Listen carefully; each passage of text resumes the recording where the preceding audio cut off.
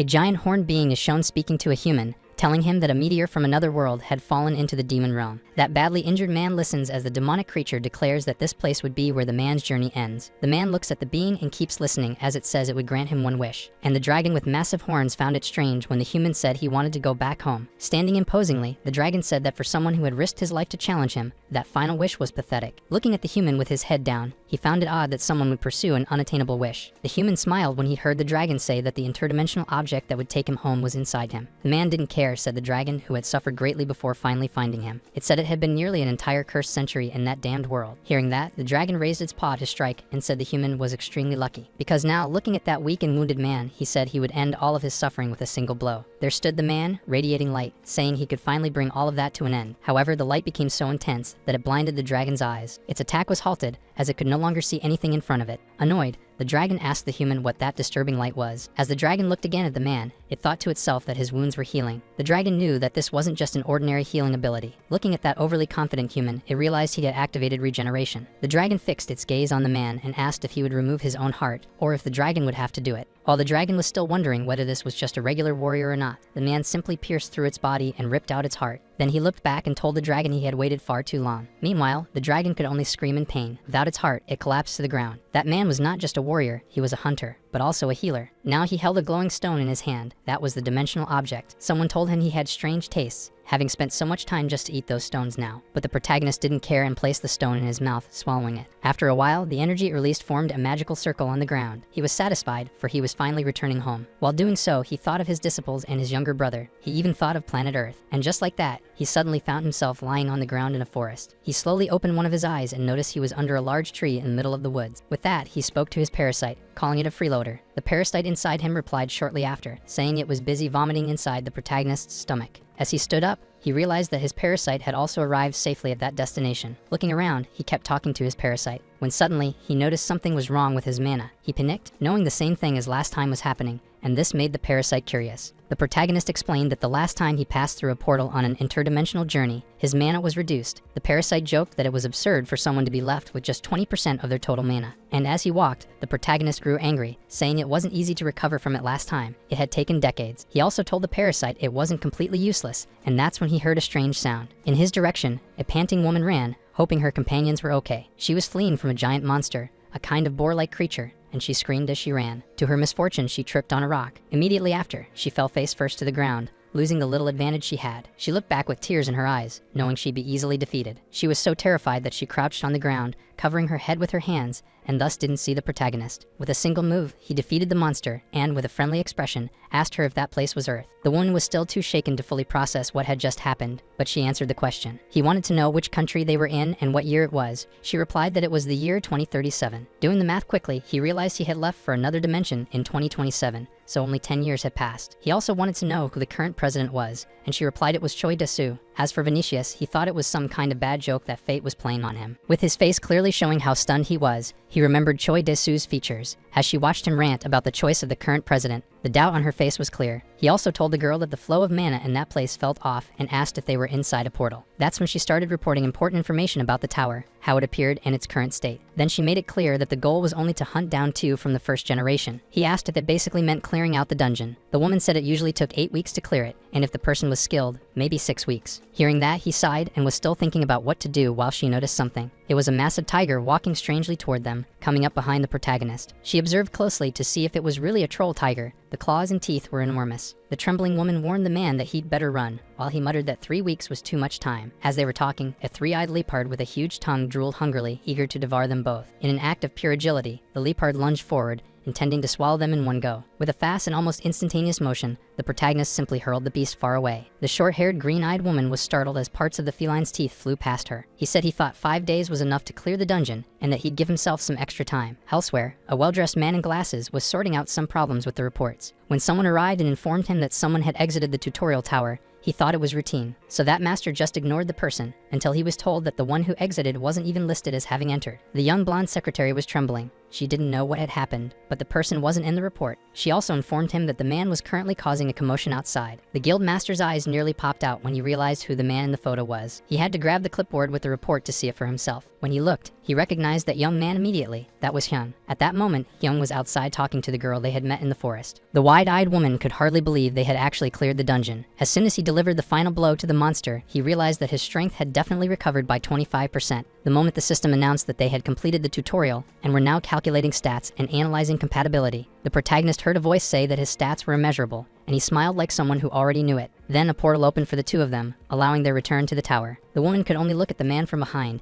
and even that already seemed like too much for her. He was now shining. He had finally reached the place he had longed for all this time. Meanwhile, on the other side of the portal, outside the tower, someone was talking to the protagonist. At the same time, another player nearby noticed that the portal had just opened. Among the three people he was observing, the short-haired girl stood out for her beauty. The big man walked over and asked what was going on. That was the second leader of the section. The man with the clipboard looked at the large man and explained that they had just come out of the portal. Strangely enough, when he looked at the protagonist, the big man thought he had a smug look, so he held out his arm to stop the security guards and said he would handle it. He approached the protagonist quite rudely and asked why he wasn't on the list. When he heard the protagonist say there was another entrance, he put his hand on his neck and grimaced. While that man was pointing his finger at the protagonist's forehead, the parasite inside him was grumbling about something. As the big man kept making baseless threats, calling it all a performance, the protagonist just stared at him with various unpleasant expressions. Still, he smiled, even as the man warned that if he kept it up, he'd personally wipe that grin off his face. With that, the protagonist told the large man that he had terrible bad breath. The protagonist also reached for his neck, but it was just to mess with the big guy. Tired of making excuses, he told the man to shut up, saying even just breathing near him caused harm. Meanwhile, the man made a disapproving face as he listened to the protagonist say he could bring it on. That's exactly what he did. He began to lean forward with his arm, fist clenched, while the other hand remained in his pocket. Even in front of an enemy who was clearly preparing an attack, the protagonist stayed calm. He looked at the man and asked if he didn't know how to listen because he wasn't going to give him another chance. Meanwhile, two onlookers watched what was happening, one of them being a blonde woman with long hair, and within moments, she had her hands on her head, not understanding what had just happened. When the guild leader arrived, the blonde informed him that it all started because of the man who had come out of the dungeon. Turning back, he asked if there was any footage from the cameras, and when reviewing the recordings of the fight, he was able to draw his own conclusions. In the footage, the man vanished from sight in the blink of an eye. Security told his superior that the man simply disappeared. He suspected it must be some kind of ability, but the man confidently stated that he had no abilities, he was just incredibly fast. That man was left disheartened because he had wanted to see his brother, whom he hadn't seen in 10 years. Now all that remained were the recordings of his sudden visit to his brother's workplace. An urgent order came in. They had to find that man and bring him in. The leader issued a search order and, if necessary, mobilize everyone in the guild. The Empire Guild also ordered not to provoke him. That man wanted to know where his brother had been all that time. If it had been a kidnapping, there should have been contact. In that case, what would be the first place he'd go in this situation? That was the thought of the Empire Guild leader, until he put a hand to his mouth and raised his eyebrow as he looked ahead and saw a woman with short hair. He asked her if she was the one in the tutorial tower with that person when they finished. She said yes, but claimed she hadn't done anything, yet still managed to raise a skill to rank A. He looked at the woman and thought that even though the final inspection hadn't been done, they should recruit her. When he made the offer and the young woman heard it, her eyes teared up and she clasped her hands together. Speaking excitedly to the Empire Guild leader, she said it would be a great privilege for her. Another person arrived with harsh words, and the leader turned to see who dared speak like that.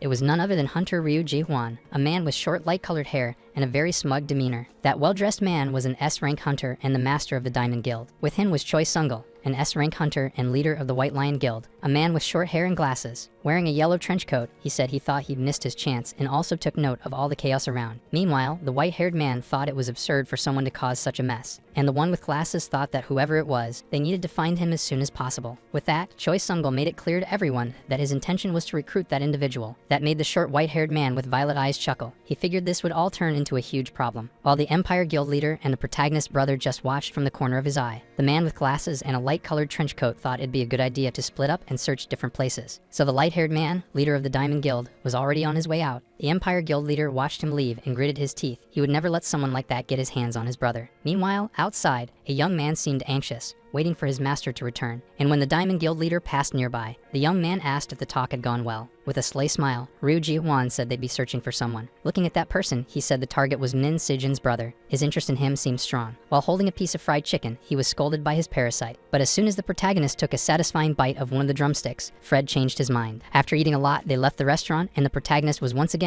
walking through the streets. When Fred, his parasite, asked where he was going, he replied that it could only be home. He then saw a narrow street lined with several modest houses. His house was among those humble homes, and as soon as he stood in front of the gate, he hesitated for a moment before gathering the courage to reach out and open it. He opened it slowly, stepped inside, and began to remember how things used to be when he arrived. He was greeted by his father, who was always reading newspapers, by his smiling mother, who always waited for him with delicious food, if she had any. In his memory, he was just a kid, running toward his father and mother, and as usual, he was always with his brother, hearing their mother tell them both to wash their hands. But now it was simply an old, abandoned house, with empty bottles scattered on the floor, overturned furniture, and cobwebs everywhere. Everywhere he looked, all he could see was neglect and decay, and that made the protagonist sad. Even so, he sat down on a piece of furniture, resting his head and body against the wall. He thought that, as expected, he still couldn't remember the faces of his parents. He knew people said that forgetting was a gift from the gods, but to him, it felt more like a curse. In the 100 years he spent in the demon realm, fighting battle after battle on alien planets with no memories, to keep his humanity, he clung desperately to the memories of those close to him, especially the memory of his younger brother, a cheerful boy with straight hair and glasses. The protagonist also had a few disciples, and he tried to remember those people as well. He thought that even if that was all, it had been enough to keep him going for 100 years. And when he heard Fred say his house was lonely, he figured he only made it through because of that little guy. Then he told his parasite that either way, they had only stopped by to take a quick look. They were already leaving. As he stepped out, almost relieved to have recharged a few memories, he said it was time to look for the others. Still with a smile on his lips, he thought that his brother Sinjin was probably doing fine. But unfortunately, he was interrupted by a jerk who called out to him, and that's when he noticed he was surrounded by several others. One of those jerks was a man with red hair, stylish eyebrows, and accessories on his wrists. When the protagonist heard the man say he'd been looking for him all day, he turned to face him. The man on the rooftop boasted about being from Diamond Guild, thinking that just saying the name should be enough to earn respect. The protagonist, mocking, made it clear he didn't care whether they were from Diamond or any other crap. The red-haired hunter was outraged when he heard the protagonist say that even an orangutan could become a hunter. With that, the redhead began showing off signs of his ability, claiming that the man needed a little lesson. In no time, he was right up close to the protagonist with his wrist accessories glowing. The protagonist still had his hand in his pocket when the red-haired man struck him. Now the hunter from Diamond wanted to know who exactly the orangutan was. The protagonist fell to the ground with his hands still in his pockets, staring upward. People thought he had passed out. But in truth, he was just looking at the enemy's status window, which showed a C-rank skill called Lightning Step. Fred told him it was the first time he had absorbed a skill since they arrived on Earth. While the enemy was annoyed to see the protagonist getting up, he hadn't even realized he'd been hit. The redhead was about to complain more, but he was interrupted because the protagonist's counterattack was too strong. Now that Diamond Guild C-ranker was kissing the ground with his face. The others, seeing their leader doing janitorial work with his face, were left in shock. They weren't even scared by the protagonist's power or speed. They were just frozen. The protagonist stretched his hand toward the redhead and told Fred it was mealtime, calling him Predator. As soon as he said that, a magic circle formed around the fallen redhead, who was now prey. In just a moment, Predator had already extracted the skill successfully. It granted increased speed and movement. The protagonist, speaking to his parasite, said he hoped the skill worked well on Earth too. While all that was happening, one of the enemies clenched his teeth. He didn't like how things were going. He shouted for the others not to stand around and ordered everyone to attack at once. Meanwhile, the protagonist told Fred they were about to test the new skill. The parasite affectionately called the protagonist Snack and Foodie, or some variation of it. Activating his skill, he first used Electric Step and in a flash had already taken care of almost everyone. Now the one being properly taught a lesson was the man who came up with the idea for everyone to attack. While the man charged at full speed toward the protagonist, he simply dodged, then delivered a knee strike to the unsuspecting man's abdomen, and at that moment, he had just gained another skill. This one was Vital Strike, rank C. The effect activated when the body instantly targeted the opponent's weak points. After observing the dull blade the man was using, he thought that if he were a real swordsman, he wouldn't have such a lousy weapon. Still, he decided to keep the blade and immediately dashed toward the next target at extreme speed. When he already had the sharp object pressed to someone's neck, another person called him brother, making him turn around. And as he turned, he saw someone. He noticed that man had the same features his younger brother had back then. Now that man in a suit was standing there, calling him brother. He called the protagonist by name and even showed joy,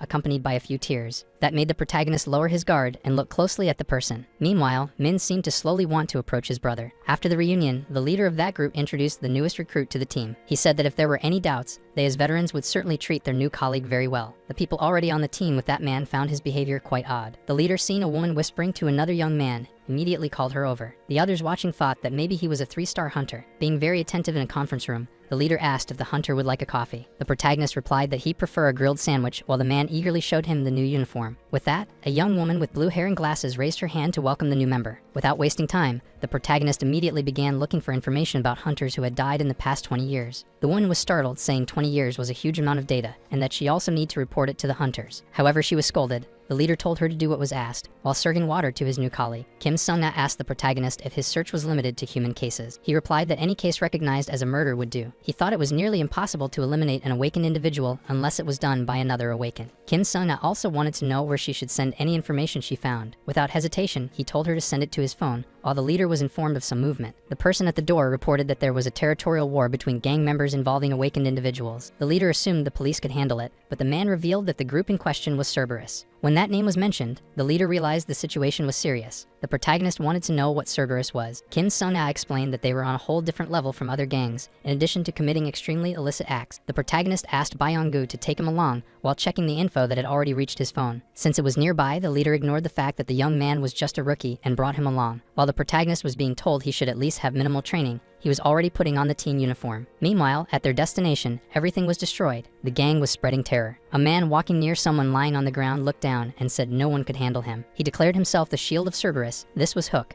the second in command. At the same time, a red-haired youth with metal claws said he had also contributed. Hook thought his little redhead was so fired up, he might as well take care of things himself. Speaking about himself, he said the boss had a good eye for talent. That's how he got chosen. He declared that from that moment on, the area belonged to Cerberus. A voice shouted that it would destroy everything, followed by a massive explosion. The redhead, shocked by what he saw, wanted to know who was causing all that chaos. All they could see was the symbol on the protagonist's uniform, indicating he belonged to an organization. Now the second in command shouted to the redhead that he shouldn't have messed with the hunters. While yelling at the others, Hook was startled to hear someone speak directly to him. The protagonist said that judging by his ramblings, it must have been him who had taken out the hunters. With that, the protagonist revealed eyes on the verge of madness and told the man to show him. The four members thought that man was very brave for crawling in alone to face all of them. However, the second in command found it odd that the man wanted to face them all by himself. Activating his skill, the second in command of Cerberus was about to use his full body armor, ranked B. With that, he launched himself at the protagonist with the intent of doing some damage. After the blow had landed, the man thought he was seeing his grandfather on the other side of the river. He saw that little old man waving at him and really thought it must be his grandfather calling him over. With that image in his mind, he found it strange. Just a moment ago, he was fighting. The truth was, the man was lying on the ground, trembling, deliriously thinking he was talking to his grandfather. Suddenly, the protagonist dragged him by the hair, wanting him to get up because he needed information. He told the man that now he was the only one left. Then he asked his predator to devour that skill. The parasite did so and found it delicious. That trembling man, lying on the floor while losing his ability, couldn't understand why a fake cop was going so far. With an extremely gentle face, radiating joy,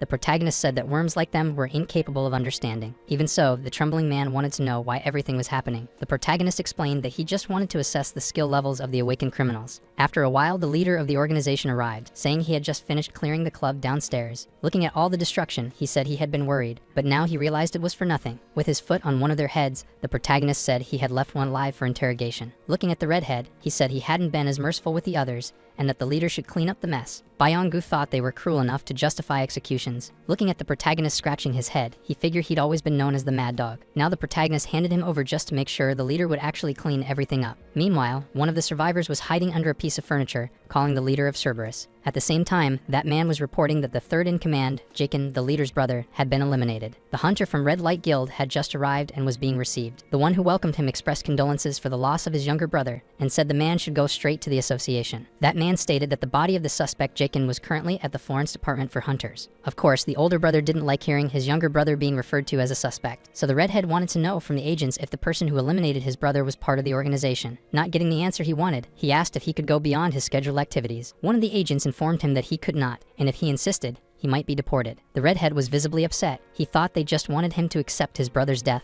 say goodbye, and leave quietly. As they passed, the redhead spoke with his right-hand man to take charge. The mission was to find the bastard who had taken his brother's life. That man was a long-haired B-rank hunter. As he walked with his right and left-hand men, he thought about how he would rip that bastard's heart out. Elsewhere, the protagonist asked his brother if all of their friend's belongings had been taken. Min Sejin told him that 2 days before the man was eliminated, the house had been completely looted. Then he handed him something, explaining that a hunter's mana was like a fingerprint. The friend in question, Min Jun, had been an archaeologist and had tons of materials stored at home. Analyzing the situation, the protagonist thought it didn't seem like a killer. It looked more like a thief. He said that if the goal was to erase mana traces, setting the house on fire would have been more effective. Holding the evidence, the protagonist said he had searched the agency's criminal cases, but found too many similar cases. Turning his back to his brother and putting his hands in his pockets, he said maybe he should just go around kicking down some doors. His brother was concerned about how much time had passed, but the protagonist replied that they wouldn't know anything without checking. With a hand on his head, the protagonist felt that despite answering confidently, he didn't think it would be easy. After a while, following the instinct of the predator,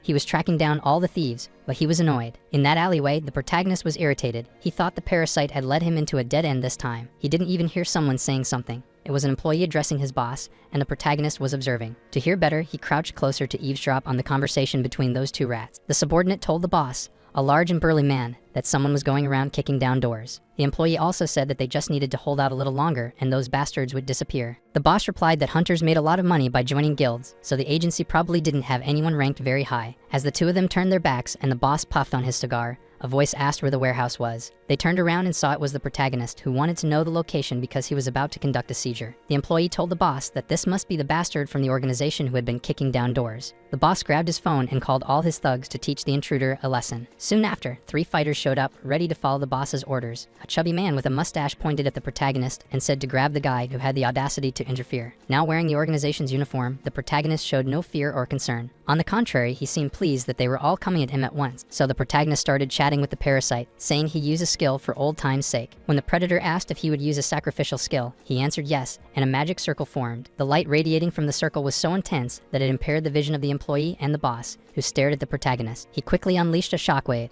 and with high speed, struck several of the thugs. In no time, they were all on the ground, twitching from electric currents. The employee was now being pressured by the protagonist, who demanded to know where the warehouse was. The employee, clearly afraid, asked who this guy was and where he had come from. With a wicked smile, the protagonist said he was just a crazy bastard. That was the term they had used to refer to him minutes ago, so the protagonist found it fitting to throw it back at them. He entered the warehouse and noticed there were several rare and valuable items inside. After that, he tied up the criminals while listening to his parasite bragging about its instincts. The predator asked the protagonist if that food supply supplement was what they were looking for. Holding a book with a lock on it, the protagonist said it was exactly what he needed, his friend's research notes. Placing his hand on the lock, they figured it might only open with the original owner's mana. The parasite, calling the protagonist Snack, asked why he wanted to use the book if it wasn't going to open. Completely ignoring his parasite, the protagonist called the leader of the organization. He said he had some criminals tied up and also needed a card be sent because he had multiple places to go. He held the phone a little away from his ear to avoid hearing the leader's endless questions. After that, they went to a neutral combat zone where underground techniques and strange abilities were allowed. That place had all kinds of people and served as a hub for exchanging knowledge of all kinds. The location was called Black Sky, and one of the captains was sitting at a table reading her fortune and that of the place. With her long black nails, she pulled a card and gave a slight smile. She sensed that an interesting guest might be arriving. That was one of the 10 captains of Black Sky, a powerful sorceress. Walking through the area, the protagonist thought not much had changed over the last 10 years. The parasite commented that the people there had some interesting abilities and suggested they defeat one and use their skill. As the protagonist spoke to his parasite, he reminded it that this was a neutral zone, free from combat. The black-haired woman known as the witch was eagerly awaiting the protagonist's arrival. The woman with long black hair looked at the protagonist, barely able to believe that 10 years had passed. Resting her chin on her fist with a smile, she asked why he never sent a message. Showing her the locked notes from his friend that he had found, he said he needed her help. Smiling, the woman said that even after 10 years he hadn't changed. He still got straight to the point. Holding a silver chalice and a sharp object, she asked if he still remembered how it was done. The protagonist knew very well how it worked, so he grabbed the sharp item and was about to cut his hand. After making a small cut, he let the liquid fall into the chalice, knowing the ritual would be impossible without it. With the right person, the spell would be completed, like preparing a pot of curry. He was thinking about these things as he watched the witch drink from the silver goblet. Meanwhile, he watched the witch chant her spell while holding his friend's belonging. He knew that abilities in that category often had a high probability of being tied to crime. The protagonist watched the young woman finish her ritual while using a sharp object. After making the potion for the protagonist,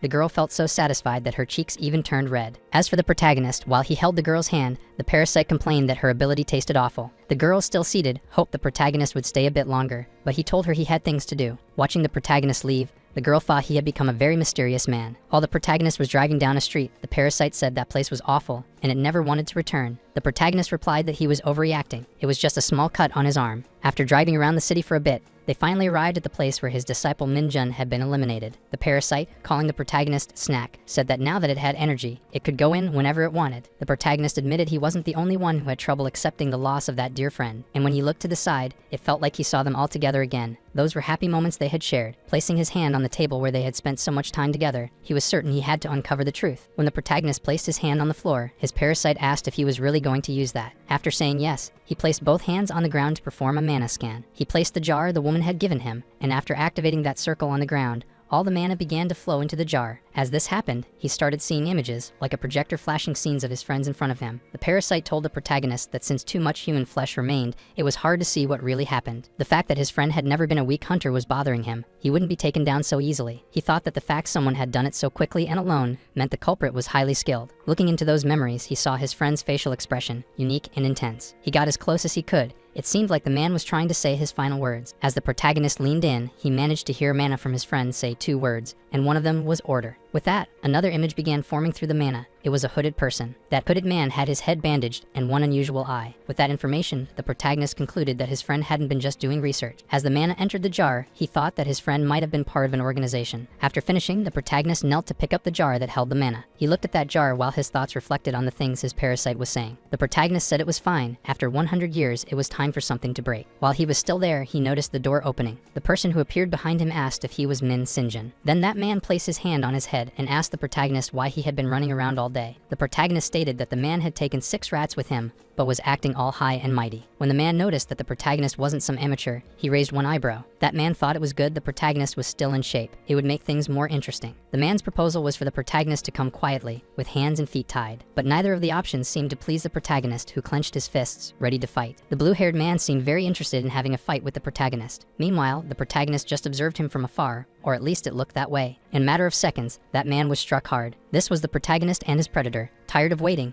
they had gone ahead and created a third option themselves. Seeing that scene, the others quickly rushed to attack the protagonist as well. But someone arrived and prohibited anyone from getting closer to the protagonist. That was the older brother of the third in command of the Cerberus organization, the one the protagonist had eliminated. The protagonist just gave a mocking look to that man after hearing he was there for revenge. The man used an attack. After leaping into the air, red chains appeared around the protagonist's body. That man, with his arm completely taken over by power, asked if the protagonist had been the only one, and if he was truly responsible for eliminating his younger brother, the third in command of Cerberus. As the protagonist placed his hand on his neck, the parasite said that out of all of them, that one looked the most delicious. However, the protagonist went further and asked the stunned man if he usually bothered asking the names of trash. The man was so furious that he cracked the ground beneath his feet while cursing the protagonist, calling him a bastard. Charging at the protagonist, he shouted that he was going to rip out his heart. With that, he launched the attack, his enraged gaze intended to intimidate his opponent. As soon as he touched the red-haired man, the protagonist could tell he was close to reaching rank A. Looking at him, he knew the man had used instant healing, which could only mean he was a healer. Then the two began to exchange a few blows. The subordinates watching the fight couldn't believe that the man had managed to block the attack from the guild master. Obeying the other man, one of them tried to join the fight but ran straight into the protagonist. Using his lightning step skill, the protagonist took him down and stopped him from interfering. Returning to the fight, he thought it had been a long time since things had gotten this interesting. Meanwhile, they noticed that he was a healer with acceleration ability. The red-haired man realized the protagonist had analyzed his movements and was dodging them with minimal effort. While choking one of the subordinates, the redhead said the protagonist was mistaken about something. Still holding the man's neck, he said that if a crime had been committed, no matter who it was, they would pay. As he said that, he stared directly at the redhead and declared that they were awakened criminals. The red-haired man ground his teeth and glared at the protagonist with an unusual hatred in his eyes. Hearing those words, he remembered the little brother he used to carry on his back when they were young. The memory of telling his brother he would always protect him drove the man into a rage. He was now ready to attack. His spears were part of a celestial ability with wolf fangs. Watching the arrows form, the protagonist told his parasite he wouldn't be able to avoid this without using a skill. However, the parasite said he was becoming overloaded and should remember he was only a fragment of mana. Even so, the golden magic circle formed on the ground, and the neutralize ability was activated. The enemy recognized that it was the dispel skill, but couldn't figure out the protagonist's level. The blue-haired man couldn't believe the protagonist had a skill capable of nullifying attacks. While the redhead glanced at the blue-haired man, the protagonist quickly closed the distance. As he struck, he called him a cockroach and said he couldn't sympathize with a criminal like his brother. Even for someone skilled like the guild master, it was difficult to block such a powerful blow. Though he blocked it, his arm was seriously injured. The redhead assumed that since the protagonist was a healer, his mana would soon run out, so he prepared a heady attack. He attempted to crush the protagonist with a concentrated celestial wolf fang strike, but the protagonist dodged. Faster, the protagonist kneed the redhead in the face and grabbed his hair tightly, then landed a heady punch downward onto his head. He was teaching the redhead a lesson, as he had already told him to stop using that kind of ability. He said the building was already in bad shape, and now he was going to ruin what was left, so the protagonist kept on educating him. They hurled themselves at each other fiercely, but the protagonist clearly had the upper hand. He dodged a few strikes now and then, but most of the time, he was the one attacking. The blue-haired man didn't know what to do. Sometimes the boss told him to use his skills, and other times forbade it. Even so, he decided to follow the last order and tried to bind the protagonist with his reddish chains. And just as the redhead thought the protagonist was securely tied, he flew toward him to attack. However, the protagonist cast another one of his magic circles to protect himself. Soon, the protagonist used a skill on the redhead called Lifesteal. It was S's rank. Bit by bit, the redhead started looking skeletal, and his life seemed to drain along with the air. The blue-haired man, watching it happen, didn't know whether to cry or tremble. The sense of helplessness was overwhelming. With his feet back on the ground, the protagonist told them he was never just an ordinary healer. He didn't use mana to heal. Vital force was about controlling one's own strength. With his radiant gaze still glowing beneath the golden shield, he said it was sorcery of the spirit of life. When he approached the blue-haired man with braids, the guy dodged like a common cockroach. So the protagonist went easy on him, just gave him a few light slaps to the face. But that alone was enough to scare the man so much that he fainted from fear. After everything, the protagonist checked if the camera on his belt was doing its job correctly. He asked Byung-gu if he had seen everything. This time, he hadn't started the fight either. The people who had seen it all live were wide-eyed in shock. A man said he was right, but he didn't manage to press the correct button that time. Now a meeting was taking place. It was a complicated situation for the Ministry of Foreign Affairs. A man asked how long they had been doing live broadcasts. It was about live streaming the process of apprehending criminals through social media integration. That man wanted to know if a talent had joined the association, and why someone so skilled would do that. The issue was that the person who had been eliminated in that live broadcast was a hunter invited from another guild. While the meeting was happening, someone apologized for arriving late. He was Choi Desu, the current president of that state, a middle-aged man with an eye patch. A few days later, at the Empire Guild cafeteria, a place where the guild staff gathered. On that particular day, there were many people in the cafeteria.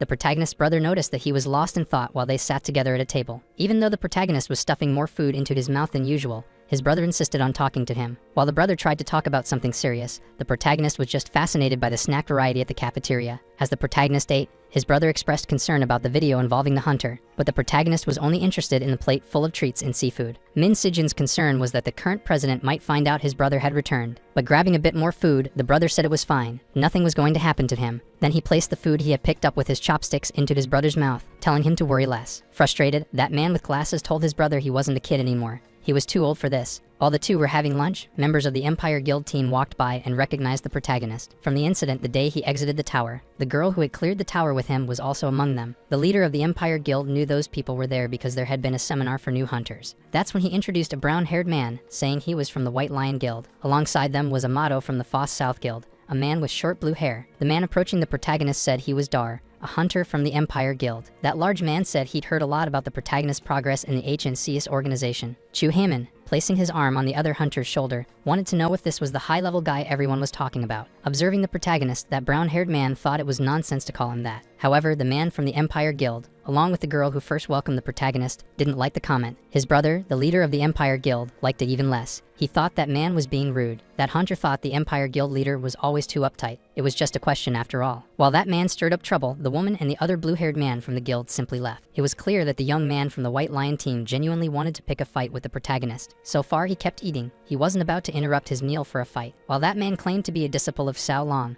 the protagonist remembered an old photo. Pointing to himself, the man said he was the master's favorite. After finishing his meal, the protagonist crossed his arms and said that his master had failed to teach discipline. That disciple didn't like the rude way the protagonist spoke about his master. Not one bit. The man thought that if they weren't in someone else's guild, he definitely would have done something. He stormed out, kicking chairs, clearly upset with what he'd heard about his master. With a hateful glare, the man looked at the protagonist and warned him to be very careful where he walked at night. Seeing that person acting that way, a hunter from the guild told the master he'd handle it. While the guild master said he would take care of it himself, the protagonist bragged about how he just stayed cool. The protagonist was cheerful. He said that man was the disciple of his own disciple, so he would let him handle it. Meanwhile, a very well-organized office was shown. That's where Choi Shangul, the guild leader, was. Baek Gun-oh, the director of the HNCS organization, was having tea while speaking with a visitor. The man with him was Choi Shangul, the leader of the White Lion Guild. He had come to ask for their cooperation and also to offer an apology. While speaking, that man looked at his own reflection in the teacup. With a smile, the director said that, as a guild leader, the man didn't need to apologize in person. As the conversation progressed,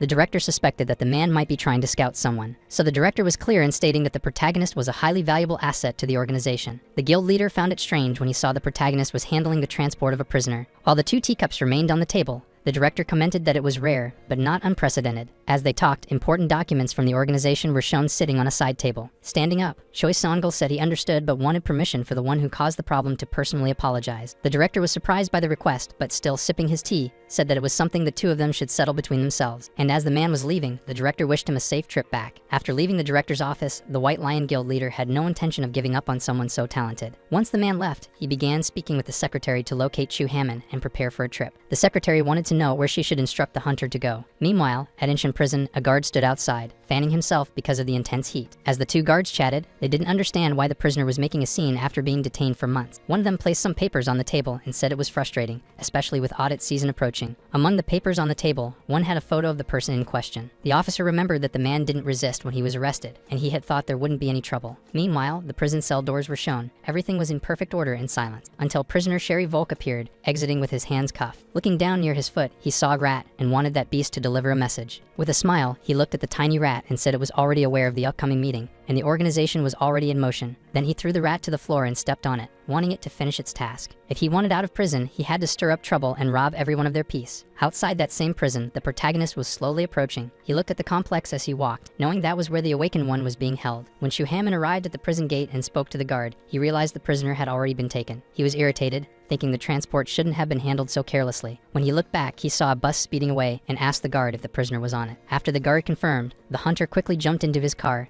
He couldn't afford to fail his mission. While driving, he spoke on the phone with someone, saying he would be out of range for a while. Meanwhile, the bus traveled along dangerous and suspicious roads. Inside the bus, the protagonist calmly sipped his iced coffee. The criminal beside him asked if he knew what he was doing. Being ignored, the prisoner then asked the protagonist if he wasn't afraid of being such an unfriendly person. The protagonist kept ignoring him, but was polite enough to answer that he wasn't the prison director. That led the criminal to assume he must be a high-ranking hunter from a famous guild. This piqued the protagonist's interest, and he asked the man who he was. The man found it odd that someone would be handling prisoner transport without knowing more about him. Still, he thought the protagonist was either brave enough or just too naive. The protagonist looked at the man and didn't care. He just wanted to finish his iced coffee in peace. The man grew agitated and showed his clenched fists, even while in cuffs. He claimed that even with all the restrictive power of those special restraints, they hadn't stopped him from killing 5 cellmates. While he went on talking, the protagonist continued enjoying his delicious iced coffee. He was almost done with it, sipping while listening to that unpleasant man ramble. Then suddenly, it seemed like an explosion went off, knocking the bus off course and causing it to flip over. The vehicle rolled several times before crashing into a patch of green grass. Outside, an old man and a child already seemed to be waiting in what looked like a trap. Kicking the door open, the prisoner made sure he could break through it. Then, sitting at the bus window, he told the old man to destroy just one bus and not try to kill him. The old man told him to stop being so dramatic. He was fine, and that's what mattered. After that, the man ran toward the boy and the old man because they needed to leave quickly. The man said he had left the protagonist unconscious, taking advantage of the impact and stepping on his head. Now that child was preparing to remove the handcuffs from the criminal's wrists. Even with the man restless, the boy managed to successfully unlock the handcuffs. Rolling his shoulders,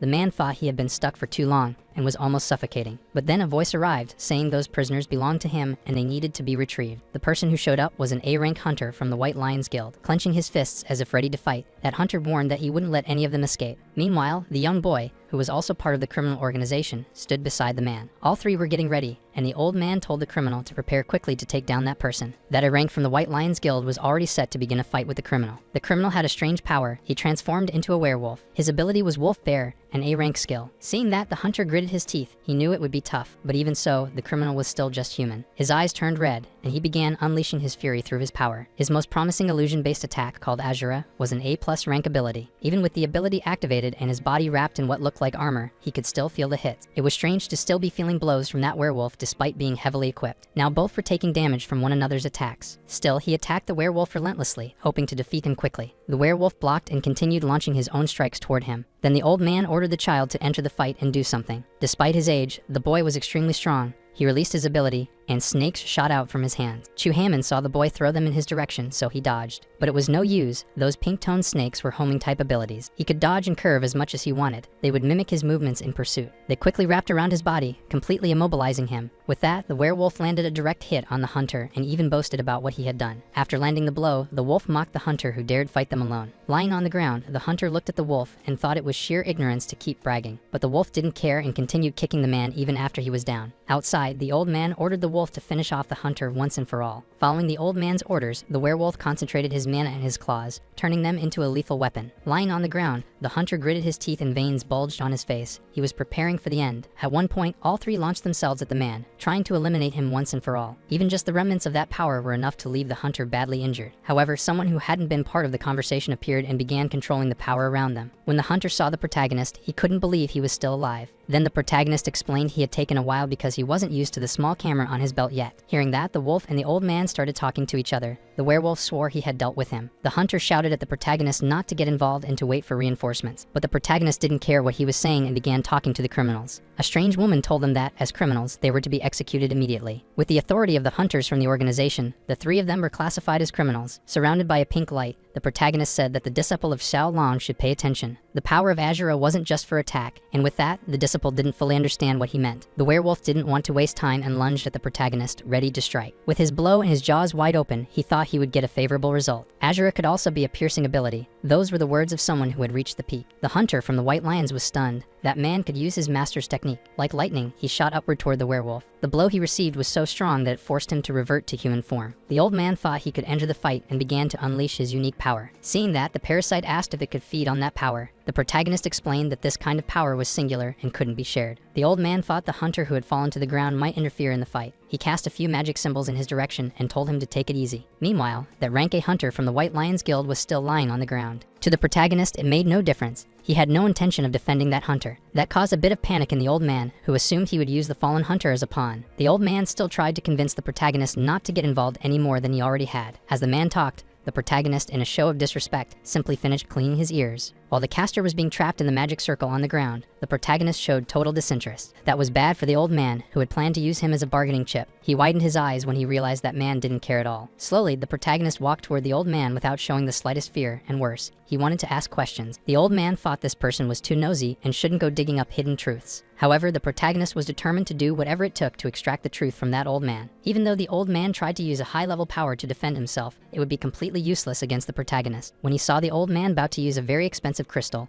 the protagonist immediately launched an electric attack on him that caused the crystal on the tip of the man's staff to overload. Then it exploded, rendering the staff useless. The parasite inside the protagonist thought the meal had just become 40% more appetizing. Meanwhile, the protagonist looked at the old man and said he wanted to know more about the organization. The old man couldn't say anything. There was a law that if he spoke about the organization, he'd be marked and eliminated. The protagonist listened to the old man speak calmly, with his hands in his pockets. At that moment, the werewolf started showing signs that he could stand up. The old man looked back and told him he was late to react. But by then, the protagonist had already noticed that what the old man feared most was finally dying. That triggered an interesting ability. He created several magic circles under his feet and in his hand. Meanwhile, the old man ordered the werewolf to attack the protagonist. The werewolf was willing to follow the old man's command, even though he believed the man was cursed. But in front of him, the rank A hunter who had previously fallen appeared once more. He wouldn't let the werewolf pass. Now the fight was about to get a bit more interesting. The werewolf laughed in the hunter's face and told him he should have stayed down, though the hunter shared the same thought. Without wasting a single moment, the protagonist began activating his traps. They were visibly psychological traps that lured everything nearby. That ability was known as Thousand Winds, an SS rank skill. With it, he managed to grab the old man's neck. He squeezed hard and told him it was getting close to what it actually felt like to die. The old man's veins bulged all over his face as he screamed in agony. The protagonist had already given him plenty of chances to speak peacefully, but now he had to be more persuasive. So he kept squeezing until the old man started shaking violently and begging. The rank A hunter thought that man was some kind of twisted monster. He made no move to interfere. He only watched the protagonist still gripping the neck of that criminal elder. Crossing his arms, the protagonist warned the old man that this was the third time he'd asked, and this time,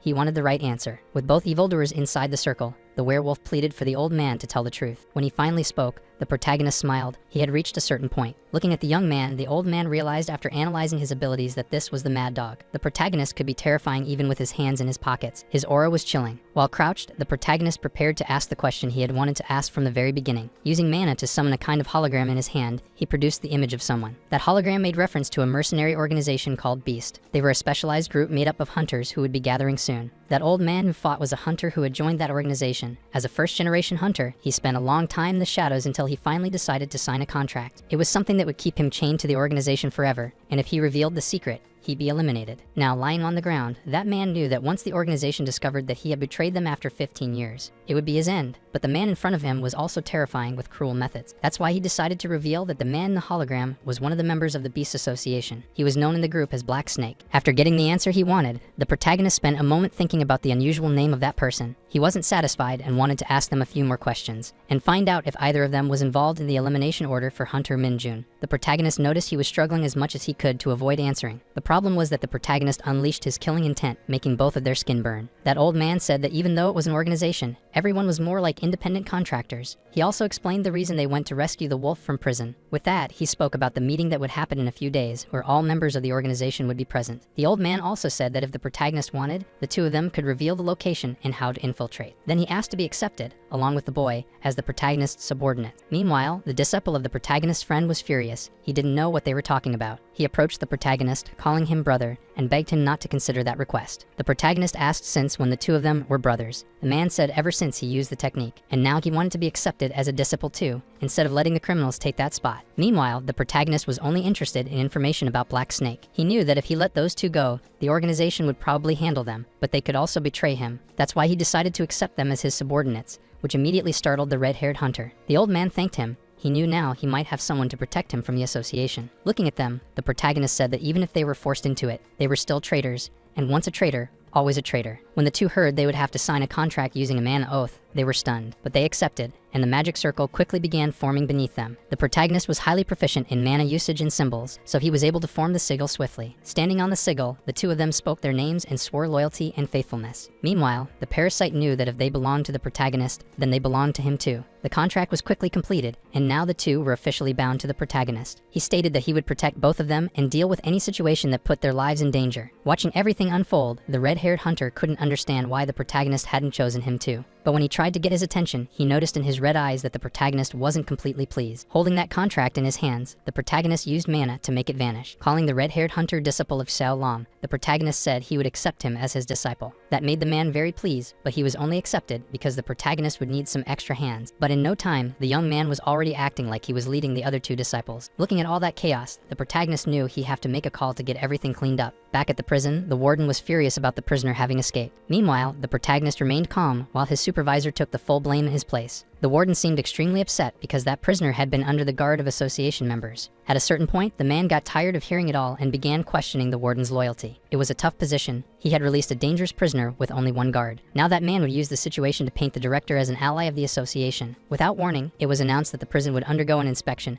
and many from the association entered to conduct it. The leader of that association counted on the director's cooperation and asked him to stay calm during the inspection. Back with the protagonist, he was being told that he couldn't just make a phone call whenever things went south. Then he reported that, as instructed, he had already completed the cleanup for the escort mission. But he wanted to know what the White Lion's hunter, Chu Hammond, was doing there with him. And worst of all, even an unidentified old man was present, along with a criminal who had just escaped from prison, now labeled as someone dangerous. The protagonist asked Byung-gu to sit down for a moment and explain the entire story behind everything. Now he wanted to explain to everyone how their mission would work. He said that the next day they would infiltrate the hunter organization's meeting. Byung-gu could hardly believe what he was hearing. He didn't know how they could infiltrate without being noticed. With a wide grin, the protagonist said it was too obvious. He also revealed that the real goal of the mission was a complete extermination. In a hidden location, the meeting was starting. What was impressive was the high attendance. Only 2 chairs were empty that day. One of the participants questioned why the Red Ghost and Volks weren't present. The red-haired man with the eye patch expressed his surprise that 2 weaklings had dared to betray them. With the betrayal came the breaking of several promises, which the girl sitting awkwardly in her chair noticed. The man with the scar, seeing everything unfold,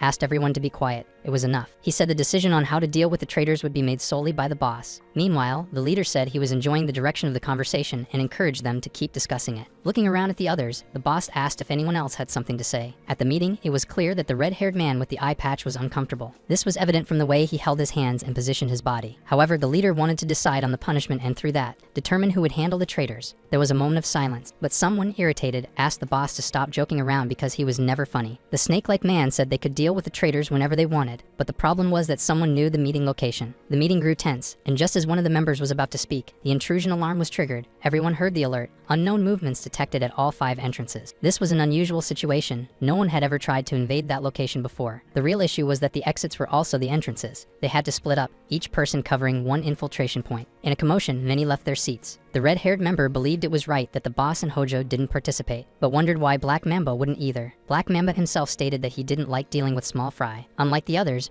Black Mamba found it interesting that the boss had managed to put a leash on such savage mercenaries. Meanwhile, hiding in the ventilation tunnel, one of the protagonist's allies worried about the insanity they had recently agreed to. Things had escalated minus 30 minutes earlier. The informants had revealed the meeting point. The elder accompanying them had warned that there were 5 entrances, each equipped with detection sensors. He also mentioned that the internal structure changed frequently, so they couldn't know where each path led. Thinking it through, the protagonist realized each of them had to act at a different entrance, so the enemy would have no escape. As planned, Byong-gu had brought radios for communication. They also concluded that since each entrance had sensors, the enemy was already aware of their presence. That's why everyone needed a way to communicate. If things got out of control, they were to contact the protagonist immediately. Everything had to be reported, especially if they located his target, Black Mamba. It was then that the protagonist's newest disciple had an idea. He would enter through the air vent. He hadn't had much success so far. He had found nothing but a dead end. At the current moment, he hadn't fought anyone and had reached the main meeting hall. From above, he noticed that everyone present was obviously rank A or higher, and yet the security was very lax. He knew that even if he used the radio, regrouping would take time, so he had an idea. He thought of reducing their numbers a little, so he tossed a small ball near a chair. Hojo saw a small ball rolling by and assumed it would mysteriously land in his hand. When asked if he still played, the person said yes, especially since they had won a voucher the other day. And just as the Christmas-themed ball was touched, the explosion was imminent. There was hardly any way for people to defend themselves. From a distance, the boss asked if Hojo was still alive, but Black Mamba noticed that a little rat had slipped in quietly, so he decided to return the gift. He threw a grenade in the direction where the ball had come from. He thought it was a good ambush, but he didn't like playing hide and seek. That caused the hunter who had been hiding earlier to reveal himself. He came down already trying to fight Black Mamba on equal footing. He was immediately recognized. It was the hunter Kwang Jung-gu. His situation was bad. He only had one more magic suppression grenade left. When he threw the first one, he thought he could at least reduce their numbers. Black Mamba couldn't believe the traitors had sold him out to that guy, the leader of the organization. While watching the Snake Man speak to him, he seemed to get an idea. But Black Mamba said he was impressed. They were risking their lives and abandoning the organization. But it was foolish. They ended up choosing such a meaningless fate. However, Snake Man's idea wasn't well received because his opponent threw another grenade at him. But everyone there found what was happening quite amusing. Watching the scene while sipping tea, the members just thought the fight would be entertaining. Mamba said he remembered that person's ability. He had the habit of launching homing swords, daggers, or other weapons. Of course, nothing worked because Black Mamba's skin was too thick, so he decided to counterattack. One of his attacks threw his opponent at high speed into a wall. After landing such a brutal blow, he asked his boss if he could finish dealing with that person. Realizing the mess he'd gotten into, the man made one last effort and used his radio to report his location. As soon as he did that, Juan took a strong kick to the chest. Even his opponent knew the guy had acted too late. He should have made contact earlier. Now he wanted to know who was next. Was it a traitor like Jacqui, or maybe the branch chief of HMCS? While he was speaking, hurried footsteps echoed. People were running to the scene, including the three people he had just mentioned, the elder, the wolf, and a hunter. Then he concluded it wasn't just one or a few, it was all of them. And with that, he managed to dodge an attack that he seemed to have sensed coming. Now seeing them come to defend their ally, he thought they had been quick to take down the beast members. Black Mamba saw from afar that the boss looked disappointed. He thought he had chosen strong people, but Snake Man didn't think it made sense. The injuries were signs that there had been a fight, but there was no way such weak people could have won. Becoming extremely irritated, Black Mamba said there was no way they could have taken down Tiger or Grizzly so easily. All of them had some sort of issue with the members of the Beast Group. Besides, he talked too much. That's why he was about to get hit. But that hunter from the White Lion Guild didn't have much success. Chu Hammond was thrown far away after being restrained. He was hurled to the side, near the organization's leader. In a fraction of a second, both the elder, the wolf, and the others found themselves in a complicated situation. Judging the coordination, they all thought it was too perfect to be random. It couldn't be just an organization. Black Mamba's question was, who had managed to unite so many people who had never even crossed paths? Wan Jung-gu wanted to know how they had all arrived so quickly. He said he had been fighting the enemy near the entrance when Suukyong appeared. He said the elder and the wolf were probably in similar situations. Now the wolf needed to find a way to fight an A+ ranked awakened and capture him alive. The elder knew that Black Mamba hadn't shown his real skills yet, and the hall was already in ruins, and as an elder he noticed Mamba wasn't using his full power. He probably had a strategy ready. As for the boss, his ability was completely unknown to the elder. There was no way to predict what he might become, so he needed to have a plan as well. He threw his staff to the ground and gave the signal. He would handle the boss, and the others should focus on capturing the target. The wolf was annoyed, as he always ended up with the dirty work. While Chu Hammond prepared to attack Black Mamba from behind, he heard the man muttering. The elder noticed that the wolf was already out of the fight after just one blow, but declared that no one would leave. He had to form his binding formation. He thought it was the best strategy. Meanwhile, Chu Hammond prepared to attack Black Mamba alongside the elder's magic. The elder's chains were also trying to restrain their master, the leader of the beasts. That elder warned the leader of the organization that no matter how strong he was, he wouldn't be able to escape. But someone who had stayed out of it so far, just watching the fight, was now being forced to intervene. Meanwhile, Crow, who had been hit at the start, was beginning to get back up, and he was already behind the elder, determined to end it all. Bora the wolf and Huang would need to intervene as he thought that person had already died. Black Mamba took advantage of the freezing mage falling unconscious and broke free from his chains. The man was going to deal with those people because he didn't know when reinforcements would arrive. That's why he needed to eliminate all of them as quickly as possible. He would use his A++ ranked Draconian ability. By using his Draconian skill, he could transform into a venomous lizard man. From that moment on, everyone in that place had to double their attention toward that lizard. The power of that lizard could be similar to the wolf's, but the mana density was far too high. Meanwhile, the lizard was just waiting. Since his durability was much higher, His only option was to buy time. He looked to the side and noticed things weren't going well on the other front either, so he couldn't wait for backup. He was ridiculously upset. He had never been dead weight in a fight before, and then the worst happened. He was struck by a dagger in the arm. As soon as the dagger touched his arm, he began to feel the effects. His opponent, when throwing the dagger, knew the fight wouldn't be easy. His enemy was also using elemental magic. Even with several people willing to fight the venomous lizard, he was staying ahead of them. In a moment of distraction, Hyung was nearly crushed by a massive rock. But the lizard didn't like seeing someone ruin his plans, so he decided to attack that A rank as well. After neutralizing another opponent, he returned to Hyung, saying surface hunters always made mistakes. He was lecturing him, saying that mana levels and abilities were different things and didn't determine victory. Meanwhile, the fight was against the wolf, who was taking a serious beating. The entire floor of that meeting hall had been equipped with self-destruction formations, just in case of an emergency. It was literally a trap from which no one could leave alive after entering. Meanwhile, the Mamba continued tightening his grip on his victim's neck. However, he felt something very strange that made him immediately pull back. It was a terrifying killing intent. As soon as he felt it, he retreated as far as he could, realizing someone was entering, and now he was the prey. Sneaking in, determined not only to protect his team, but also to seek revenge. The protagonist was after Black Mamba, and as soon as he saw that giant lizard, he charged at him. He could hardly believe he had finally found his target, and now Black Mamba was in terrible hands. He was so consumed by vengeance he could barely control himself and hurled Mamba against the wall. Meanwhile, the wolf's opponent wanted to know who that person interfering with the fight was. The protagonist was so fast he didn't settle for just neutralizing Black Mamba. He also attacked the wolf's opponent. At the same time, the leader of that group realized the man who had just entered managed to perform some sort of reverse engineering. However, the parasite inhabiting the protagonist believed it was all thanks to him, since his vessel was weak. The leader was fascinated. The facility had cost billions, and it was turned to scrap in the blink of an eye. Trying to recover, Black Mamba said that his monstrous entrance had caught him off guard, but he was beginning to understand what was happening, and from that moment on, the opponent wouldn't have another chance. Looking at the protagonist, he knew it was him who had taken out the mercenaries and assembled that team. The protagonist had a different view. He believed that if anyone was responsible, it was only Black Mamba, who was nothing but a bastard. When the head of the organization heard that, he asked Black Mamba what kind of mess he had gotten into. That snake said he never acted on his own instincts. He only followed orders,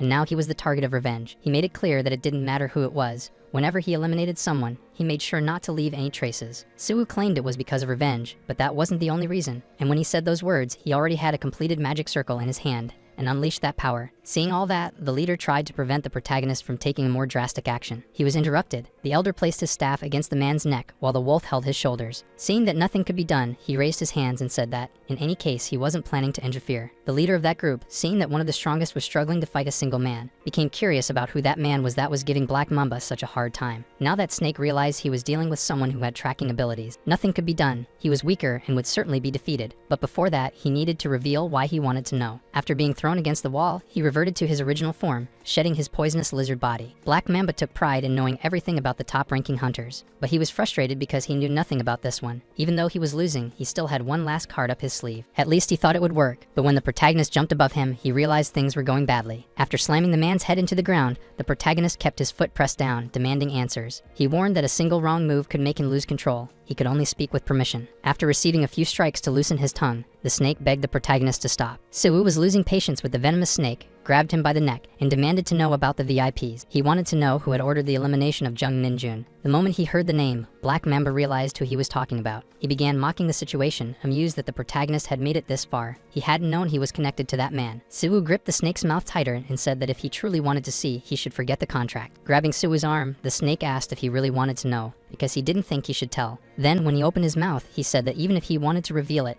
it wouldn't matter because the man wouldn't be able to hear. Showing a large mark on his tongue, he explained that the listener's ears would melt first, then he spat venom at him. He claimed that staying silent about clients was the golden rule among mercenaries. But with that action, he left the protagonist no choice. He had spit in his face, and now he was furious. With a touch, the protagonist, being an excellent healer, healed himself, now convinced that Snake wouldn't talk. When Black Mamba realized he was facing a healer, he was horrified. The fear was so great that he pleaded for help from the leader, who simply raised his hands and said he couldn't interfere. Knowing he was on his own, the snake finally decided to talk. He began saying that the client who hired him was with Pandemonium. The moment he started to speak, he was eliminated. The protagonist was still trying to process the information. The leader finally decided to extend his claws. He would now get involved in the fight. Using his true powers, he repelled everyone who had been trying to restrain him. Removing the hood from his head and revealing his black hair, the leader said he finally understood who that person was. He now knew that this was Min Suwoo, a first-generation hunter who had disappeared over 10 years ago. Now the protagonist had only one question. He wanted to know if the leader was part of Pandemonium. However, smiling, he said that his group was just a mercenary guild. They didn't take individual contracts. He said that his sister had once mentioned a first-generation hunter with bizarre healing powers. With a stern expression, the protagonist told him that lying wouldn't help. It was pointless. The man claimed he was telling the truth and that the protagonist had probably already discovered a lot about the leadership. That leader admitted that he had completely forgotten about the existence of an old generation hunter after all that time. Then he snapped his fingers and escaped with his subordinate. From above, he asked the mad dog if he would chase after them. He replied that it wasn't necessary. He had already found what he came for. Feeling relieved, the leader of the beasts simply said he felt better hearing that. Entering a portal with his subordinate, he said they would meet again. His disciple didn't understand why Messi let them escape, but the protagonist warned that if they gave chase, magical cycles would activate, and they were all already in a bad situation, only made worse by an explosion. But now, one huge doubt lingered. What did his friend have to do with pandemonium? In front of a laptop screen, he was watching and searching for something about pandemonium. He knew that 20 years ago, the first gate opened on Earth, bringing all kinds of things. The source of all power was mana, monsters, magic stones, and rare resources. Demons were a race as proficient in mana manipulation as the Awakened, specialized in unique abilities. Using the first gate, they infiltrated Earth during the chaos, declaring themselves as dimensional supervisors. Their view of humanity was disdainful, bringing mana storms and monster invasions, treating humans as an inferior species. Amid all of this, there was a group of humans who managed to rise, worshipping the Demon King as their leader. That group was called Pandemonium. Fortunately, their tyranny didn't last long, because the first-generation hunters quickly mastered mana manipulation. The war between humanity and demons for the survival of Earth ended with humanity's victory, putting an end to the chaos. It had already been over 10 years since the protagonist defeated the fourth Demon King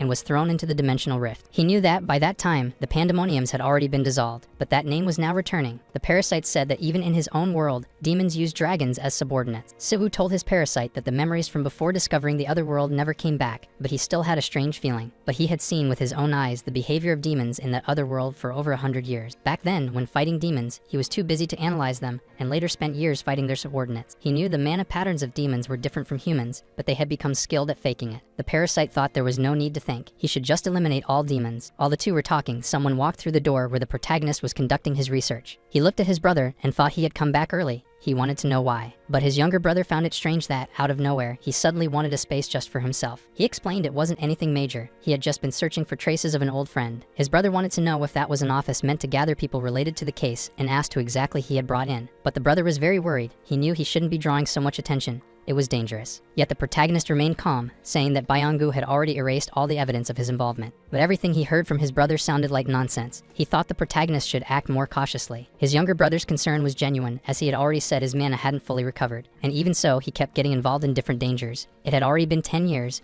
and the world had changed a lot. To lighten the mood, the older brother gave a few playful pats on the younger one to put him at ease. Despite being very worried, the younger brother, leader of a famous guild, wanted his older brother to keep his promises. Then he mentioned Shim Jisu, saying her awakening abilities were more complicated than they had thought. So he asked his older brother for help disciplining that team, and the protagonist agreed. He called his brother to go out for dinner, saying he had a huge hole in his stomach. Hearing the parasite's complaints, the protagonist was certain that was the true source of his insane hunger. He was about to eat again when he got a call. It was Byongu. Now he had to deal with a protagonist who was furious for being ratted out to his younger brother. That man said it was the first time a mercenary hunter organization had gone public. Because of that, the agency was in chaos. At every moment, the receptionist had to deal with her superiors. Byongu, who was just an officer in a single department, had to listen to his boss say they were being watched. Now the boss wanted all the paperwork and a full report submitted as quickly as possible. So he had to make several phone calls to fill in the gaps in the report that needed to be delivered. He often called the protagonist for help, as he didn't know how to explain defeating a team of mercenaries. However, the protagonist was always eating and said he would help later, eventually. That made the protagonist start to doubt whether that really was his longtime companion. As soon as he got back, the protagonist's brother wanted to know if the person on the call was Byongu. The protagonist confirmed and said he was really enjoying the job he had recently gotten. Then he asked his brother what had been going on lately with the demons, if they weren't the same as 10 years ago. He said that after the fourth demon disappeared, the demons had indeed agreed to a peace treaty. Since then, they had been stationed on the polar continent and were planning to create an institution to study Earth's mana. He said it was extremely rare to see a demon outside the polar continent. They didn't appear in public. He added that nowadays, children thought demons were just urban legends. Now the protagonist was focused on that so-called peace treaty they had made. Even his parasite thought it was strange. Demons agreeing to peace was ridiculous. The protagonist knew that even among humans there was a lot of trash, so it wasn't surprising that some worshipped demons. When he remembered the leader of BTS, he noticed that he used mana with the same pattern as the demons, but something about it felt off. Looking at an old photo, he knew that the demons had arrived on Earth about 20 years ago, so a hybrid between them wasn't hard to imagine. He knew all of this had started with a quest for revenge after losing a dear friend. But as he followed the path left behind by that friend, it seemed like he was discovering a lot. He was aware that his friend had traveled a long way through glaciers in search of something greater. He had a feeling that this battle would last much longer than he expected. Worried about his team's poor performance in the last mission, the protagonist demanded that they meditate. And under his supervision, everyone was giving their best, although some clearly had no idea what they were doing. One of his disciples didn't agree with staying still meditating. He preferred to be moving. However, the protagonist caught the wolf man sleeping and gave him a pat on the head to keep him alert. Then he turned to another disciple and asked him if he thought abilities were like sweat. Afterward, he turned back to the wolf man and told him he had misunderstood the tutorial tower. While speaking, the only person besides the protagonist who truly knew what it meant to feel a danshin was that old man who was also meditating. Even so, the protagonist decided to explain, and they better pay attention because he would only say it once. He said that when a human resonated with mana for the first time, a storage space opened within their body. He explained that the more one trained,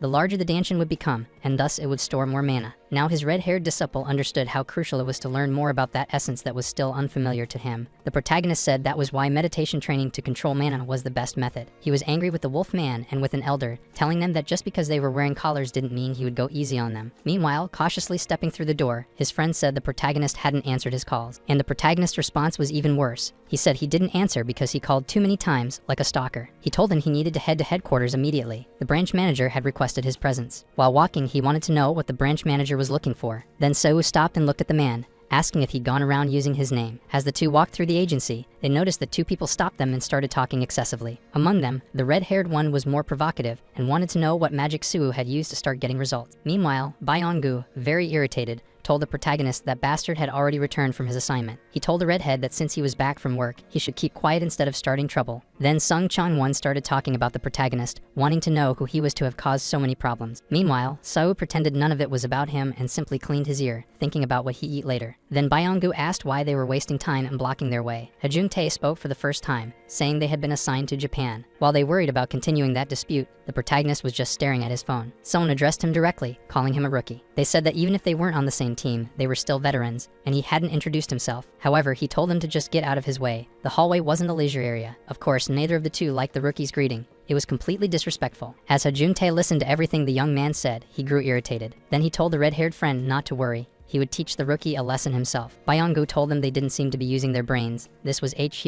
and they shouldn't be stirring up conflict. Even so, that redhead really wanted to continue. He thought the rookie was in the wrong and said he'd deal with him. The two were very serious, but the protagonist seemed to keep mocking everyone. The redhead was getting increasingly angry, saying he was a bastard, and everyone was watching the scene unfold. He thought he couldn't just let it slide, otherwise everyone would think he'd lost. After he said that, the protagonist and his friend went silent, which only boosted the redhead's confidence. He thought he was in control, until someone's hand touched his shoulder. It was branch manager Baek Gun-ho, meaning he was the one truly in charge there. After that incident, both of them decided to stay quiet since they were already in a bad spot. Speaking directly to Suu, he said he had been wondering why he hadn't shown up. Now those two troublemakers had to watch the manager flatter the protagonist, offering his hospitality. Even so, the redhead still seemed like he wanted to say something, but he was silenced. The manager didn't care about him. He had already heard the rumors about his recent work in Japan. If he wanted to be in charge, he should start doing the job properly and stop wasting time on nonsense. And after those harsh words from the manager, they had to keep watching the rookie being flattered. So he was taken to the management room, treated like royalty, and there the flattery continued. But the protagonist didn't like wasting time, not even with flattery. That's what made the manager get straight to the point. He wanted him to explain the reason he had been called. He made it clear he wanted to ask about the transport mission from Inshin prison. While the tea was served on the table, the man talked about the prison case and, at the same time, about the mercenaries. Still, he wanted to know what had happened to the fugitive president. He said it didn't make sense that someone strong enough to defeat a guild's inner circle would just lose track of the fugitive. The matter was restricted to the protagonist only, so the manager asked Jung-gu to leave. Of course, he left, but he didn't like it all being dismissed while the protagonist stayed behind. After he left, the manager told the hunter that he wasn't an irrational man. He said he had known the hunter Jung-gu for a long time and knew he wasn't capable of investigating and eliminating an organization on his own. It was hard to believe everything, especially when someone as mysterious as the newcomer was involved in it all. That's why he sought advice from an old acquaintance, and it turned out he knew the hunter very well. That made the protagonist briefly interested in what the director was saying. He said the person was a legend among the first-generation hunters, one of the three lords. The man in question was the master of a famous guild, an S-rank hunter. Everything had been arranged for those two to have a conversation. He started by saying he never believed the story about his death, but the protagonist was shocked by the aged appearance of his old friend. He now looked at Kangho, an old comrade, one of the first-generation hunters. His friend wanted to know why, even after all those years missing, his face still looked the same. He also said that his disciples had been worried. The conversation was going so well that Siju decided to order another bottle. He said he felt like there was so much to talk about. After telling him the details of what he went through in 100 years in another world, the protagonist explained that after he eliminated the demon king of the fourth dimension, he was pulled in. He was surprised by the news that the demon was still alive. It was unbelievable that humans and demons had signed a peace treaty. His friend said that first of all, the demon from the fourth dimension was indeed still alive. However, he explained that his situation was bad, and after the war between humans and demons, the demons had been weakened, and the war dragged on for years. The world was a mess, with monster attacks everywhere. But in that situation, a draining war between demons and humans, under those circumstances, the demons took the initiative and proposed a peace treaty. They offered to help repair the damage in several countries, and they requested a territory in the Arctic where they could stay until they found a way back. It seemed like the path humanity should follow. During that time, top hunters representing countries gathered together, and ever since the treaty, the demons hadn't left the designated territory. Of course, there were first-generation hunters who doubted the demon's proposal. That hunter was one of those who suspected the enemy's movements, and over time, even began to doubt the existence of the Mad Dog. The protagonist's existence had disappeared from all records over the past 10 years. Even he couldn't remember the features clearly until he saw him again. The two were friends and had fought many battles together. The protagonist's doubt was whether the demons and Choi Dae-soo had made a separate deal. His friend couldn't say for sure, but to defeat Seju, Choi was capable of anything. Now he asked whether that hunter was really in league with the demons. Just imagining that man trying to erase his existence was too much. But the demons hadn't shown any movements up until now. In fact, they even seemed to have helped humanity adapt to mana. However, the protagonist knew they were the ones to blame for starting the war. But he wanted to know more about his disciples and what had happened to them. Even though they had all scattered and it wasn't easy to bring them together again, the old friend thought he should at least try to find Yowa. That girl who had been a complete rookie 10 years ago was now leading a guild. She was adorable, and he hadn't expected someone like her to become a subordinate of Choi Dae-soo. The protagonist believed she must have her own reasons. Even though he was drinking, he thought the beverage tasted terrible. He figured that for the brother to have grown so much, the friend must have been overprotective. While the two were talking, someone was spying and even took a photo. Then they called someone to report that he was with Kangho. After that, the woman thanked them for the information and asked them to return. It was the same woman speaking earlier, the promising red-haired disciple. When she looked at the photo, she confirmed it was indeed Nim Soo. After all that time, she had discovered he was alive. She had requested an investigation into the strange movements of the Empire Guild. Her suspicions had started after the uproar at the tutorial tower, but now it was real. Her master had truly returned. Ever since she started working with Choi, Sejin had stopped giving her information, so she requested someone to bring Kenshu just in case. Now she found out he was alive and well, but that wasn't the time for memories. She needed to reunite with him. While walking down the hallway, determined to make that meeting happen, she was called by her superior. The man, very astute, was observing the young woman's behavior. Choi Dae-soo preferred to be called uncle whenever they were alone. He noticed something was off and asked what was going on, saying it's nothing would have been an exaggeration. He had never seen that expression on her face. He concluded it must be true, so the mad dog was back, and placing his hand on her shoulders, he chuckled at the news. She was about to run off to find him. Choi Dae-soo's laughter came from thinking Yu Hua was foolish and naive. She was all he had left of his family, and he wouldn't let her go so easily. His niece disagreed. She was going to find her master. That old fox knew very well how to keep an eye on valuable hunters, and he wasn't willing to hand over a financial asset to his enemy. She also wasn't willing to be treated like a mere useful worker. However, Choi Dae-soo was prepared to spread the secret about the criminal paternity. He knew just how ruthless Min Soo was with criminals. Before leaving, he left something for the girl to reflect on, how her master would react. The tree might have changed, but the roots were still the same. Although Yu Wei thought her uncle was a bastard, she knew he might be right. Meanwhile, in another location, inside a large corporation full of people, a couple didn't seem satisfied at all. They were waiting for Min Soo. He was the one personally leading the joint training that day, and they wanted to be sure whether those people would be joining as well. The protagonist wanted them to see those two as seniors in experience. The young woman was the hunter Kim, and the man was someone who treated everything like a joke. The old hunter knew he wasn't welcome, but he was also an old fox and knew how to deal with arrogant youngsters. He said those pretty-faced kids looked smart and would learn fast. Before starting, the bear got scolded. He needed to take things seriously. They were heading toward the gate that connected dimensions. The young woman looked nervous, but the protagonist explained it was just a portal. The man showed signs of fear, as if he might be swallowed by one of the gates. The more experienced hunter said that private guilds had their own gates because they were safer. What used to be a catastrophe had long ago become a profitable business. Everything was about money, and if they were scared from the start, they gained nothing. As soon as they passed through the gate, the scenery changed. They were in another dimension. The man noticed that unlike the tower, there were no monsters at the entrance here. In the 5th generation, being a hunter was just another job with a defined resume, and they only learned real combat after joining a guild. It seemed they were producing weak beings who would be wiped out by a single major wave. The protagonist needed them to demonstrate their skills before starting real combat. Though he obeyed, that man didn't agree with being taught by a stranger. To make things worse, beside him was a rookie who couldn't even manifest her abilities. The young woman was happy to have partially manifested her power. It was obvious she was a danger to everyone, but with a single gesture, she managed to impress them all. To enhance her talents, the protagonist threw something to her. When she caught that whip, she wasn't entirely sure what to do with it. It was a catalyst meant to assist with complex carvings in her unique abilities. She held the whip and positioned it, focusing again to release her ability. He looked so pathetic that the man didn't even want to look at him, but he got all nervous when he saw a few goblins. The protagonist, standing a good distance from the two,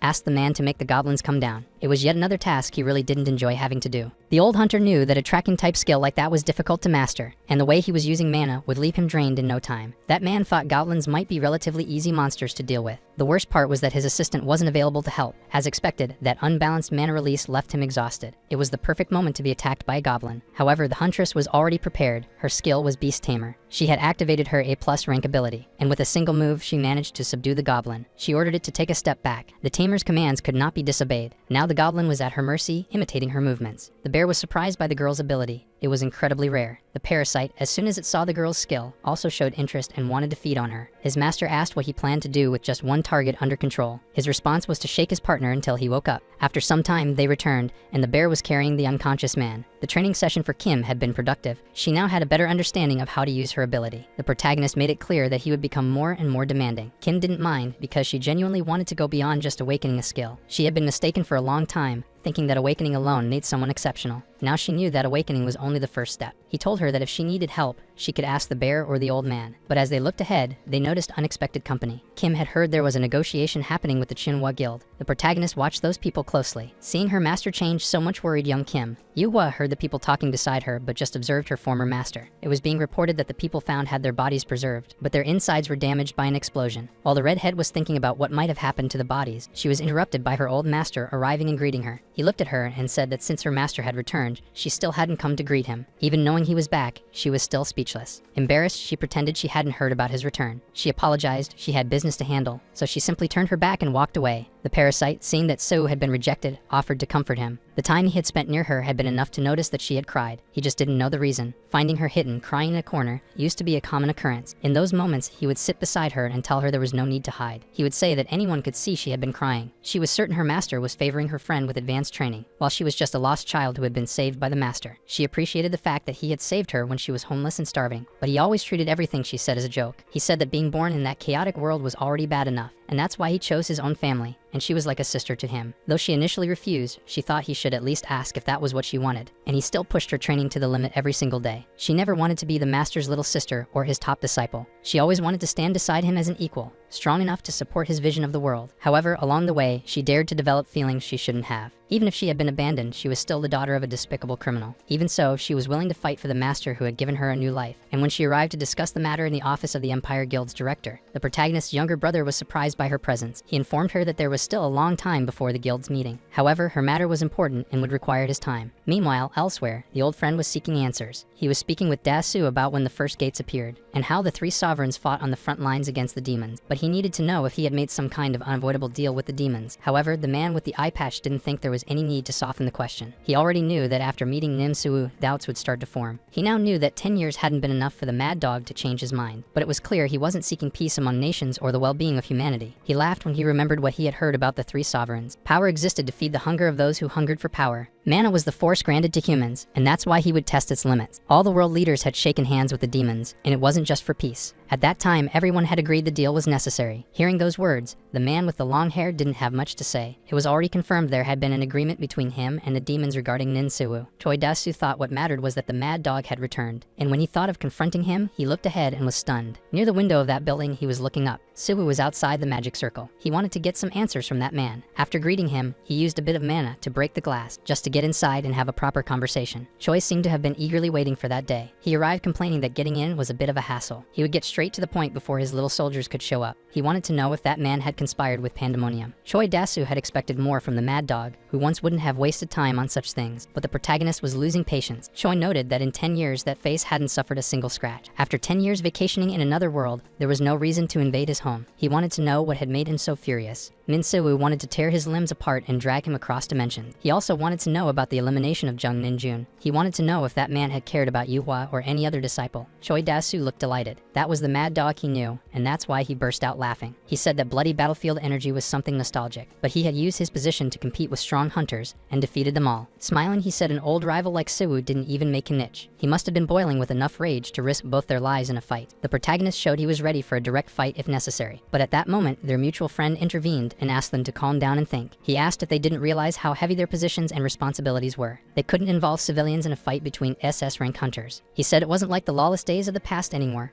A fight would draw public attention. It could cause trouble for his brother and make the guild look like it was rebelling against the government. Choi Dasu still found that long-haired man just as annoying as ever. He preferred the old days when they could fight to the death. They constantly showed their fangs to one another in battles to the end. He would give him an answer for causing him a brief moment of excitement. He had nothing to do with the death of Jung Minjun, and Kang Yuhua had come to him of her own free will. As for the disappointed disciples, that wasn't his problem. But Siwoo could come back another time with more questions. He'd prepare a place with no restrictions. The long-haired man, after managing to avoid a fight, sighed in relief. As Choi was heading down the elevator, a subordinate informed him that strange noises had been detected. He ordered the man to find Muriang Desu to prepare an A and E class gate. Elsewhere, the protagonist's brother was thinking about the meeting he'd had with Kang Yuhua. During the conversation, they discussed the hunters' bodies found around the gates. They might have faced an opponent with a peculiar ability, or perhaps they had all consumed something together, and they all had a connection to an unknown guild. That guild operated near the gate they had discovered. There were rumors that the guild's leader was a demon. She said people heard a lot when working close to the government. They were definitely making moves. She would keep updating as they discovered more. Lastly, she warned that Choi Dasu was keeping an eye on his guild, which was why she hadn't contacted him. He should wait for her to reach out first, and also he shouldn't tell their master, because she had no intention of coming back, and it was just as he had suspected. She hadn't spent 10 years at his side. She had been watching him. He thought it was strange that she was distancing herself from them now of all times. It happened suddenly. As soon as his brother returned, she started acting strangely. Among the 3 closest disciples of Min Siwoo, he trusted them all. But his brother felt like each of them was burdened with their own secrets. That's why, for the younger brother, it was hard to fully trust any of them. He was caught off guard while lost in thought. His brother arrived and wanted to know what had happened. There was no point in hiding it, as he already knew about Yua's visit, and he wanted to know what was going on with her. Meanwhile, the girl was outside, near the members of her guild. That's when she was summoned. Choi Desu was waiting for her, and it was urgent. In that case, she had no choice but to obey the call. 10 years ago, right after the protagonist disappeared,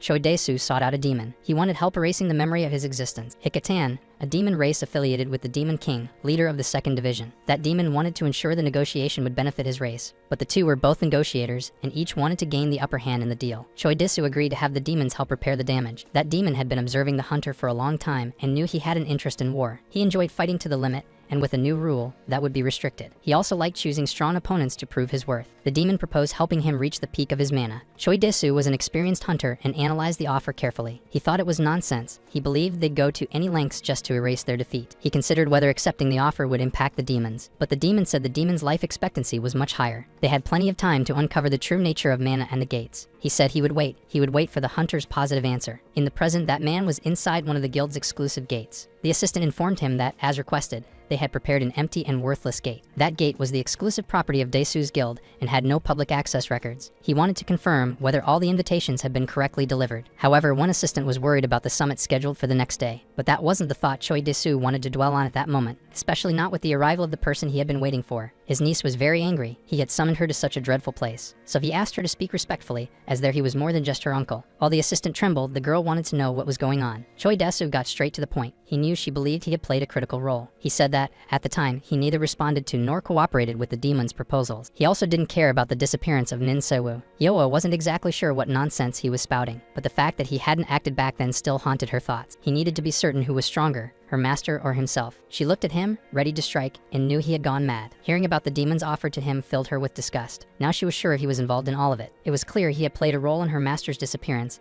and the erased records. Choi Desu said she was acting just like her mother, the same irritating temper with a slow brain that made it hard to grasp the situation. He made it clear that she was nothing more than a tool to carry out Min Soo's desire for revenge. He wanted to tear away the shadow of inferiority that haunted his life. And now that Min Soo had returned, it was time to erase his final remnants. Yoa, the key, there was no way her master had fallen into such a pathetic trap just to save her. But he was sure it would work. In the past, when her master wasted time on the family charade, it was hard to believe. But after the visit he had received, he could see in his eyes that something had changed over the years. She would be just the spark, since he knew nothing about the death of Jung Nim Jun. He wanted to play his cards to make the most of the game. He said there was no point in trying to resist the chains, not even an S-rank hunter could break them. The more she tried to struggle, the more the chains would absorb her mana. She was certain that doing something like that wouldn't change the trash she had become. A presence changed everything she had been believing. Suddenly, she saw that her master had appeared and was instantly fighting. Choi Desu was thrilled. From that moment on, history would be rewritten. The outdated hero of the past would die right there. The protagonist thought it was all nonsense. That talk of rewriting history as the strongest on Earth was foolishness. Choi Desu thought differently. He now believed the mad dog was slow, and the 10 years had only widened the gap in strength between them. Even the protagonist parasite was worried, since he still hadn't fully recovered his strength. Min Soo didn't have time to worry about that nonsense. He warned his parasite that they were going in with full force. The parasite wouldn't be able to absorb an ability of that scale in a weak body. Half would be 50% of the power he used in the other world. For him,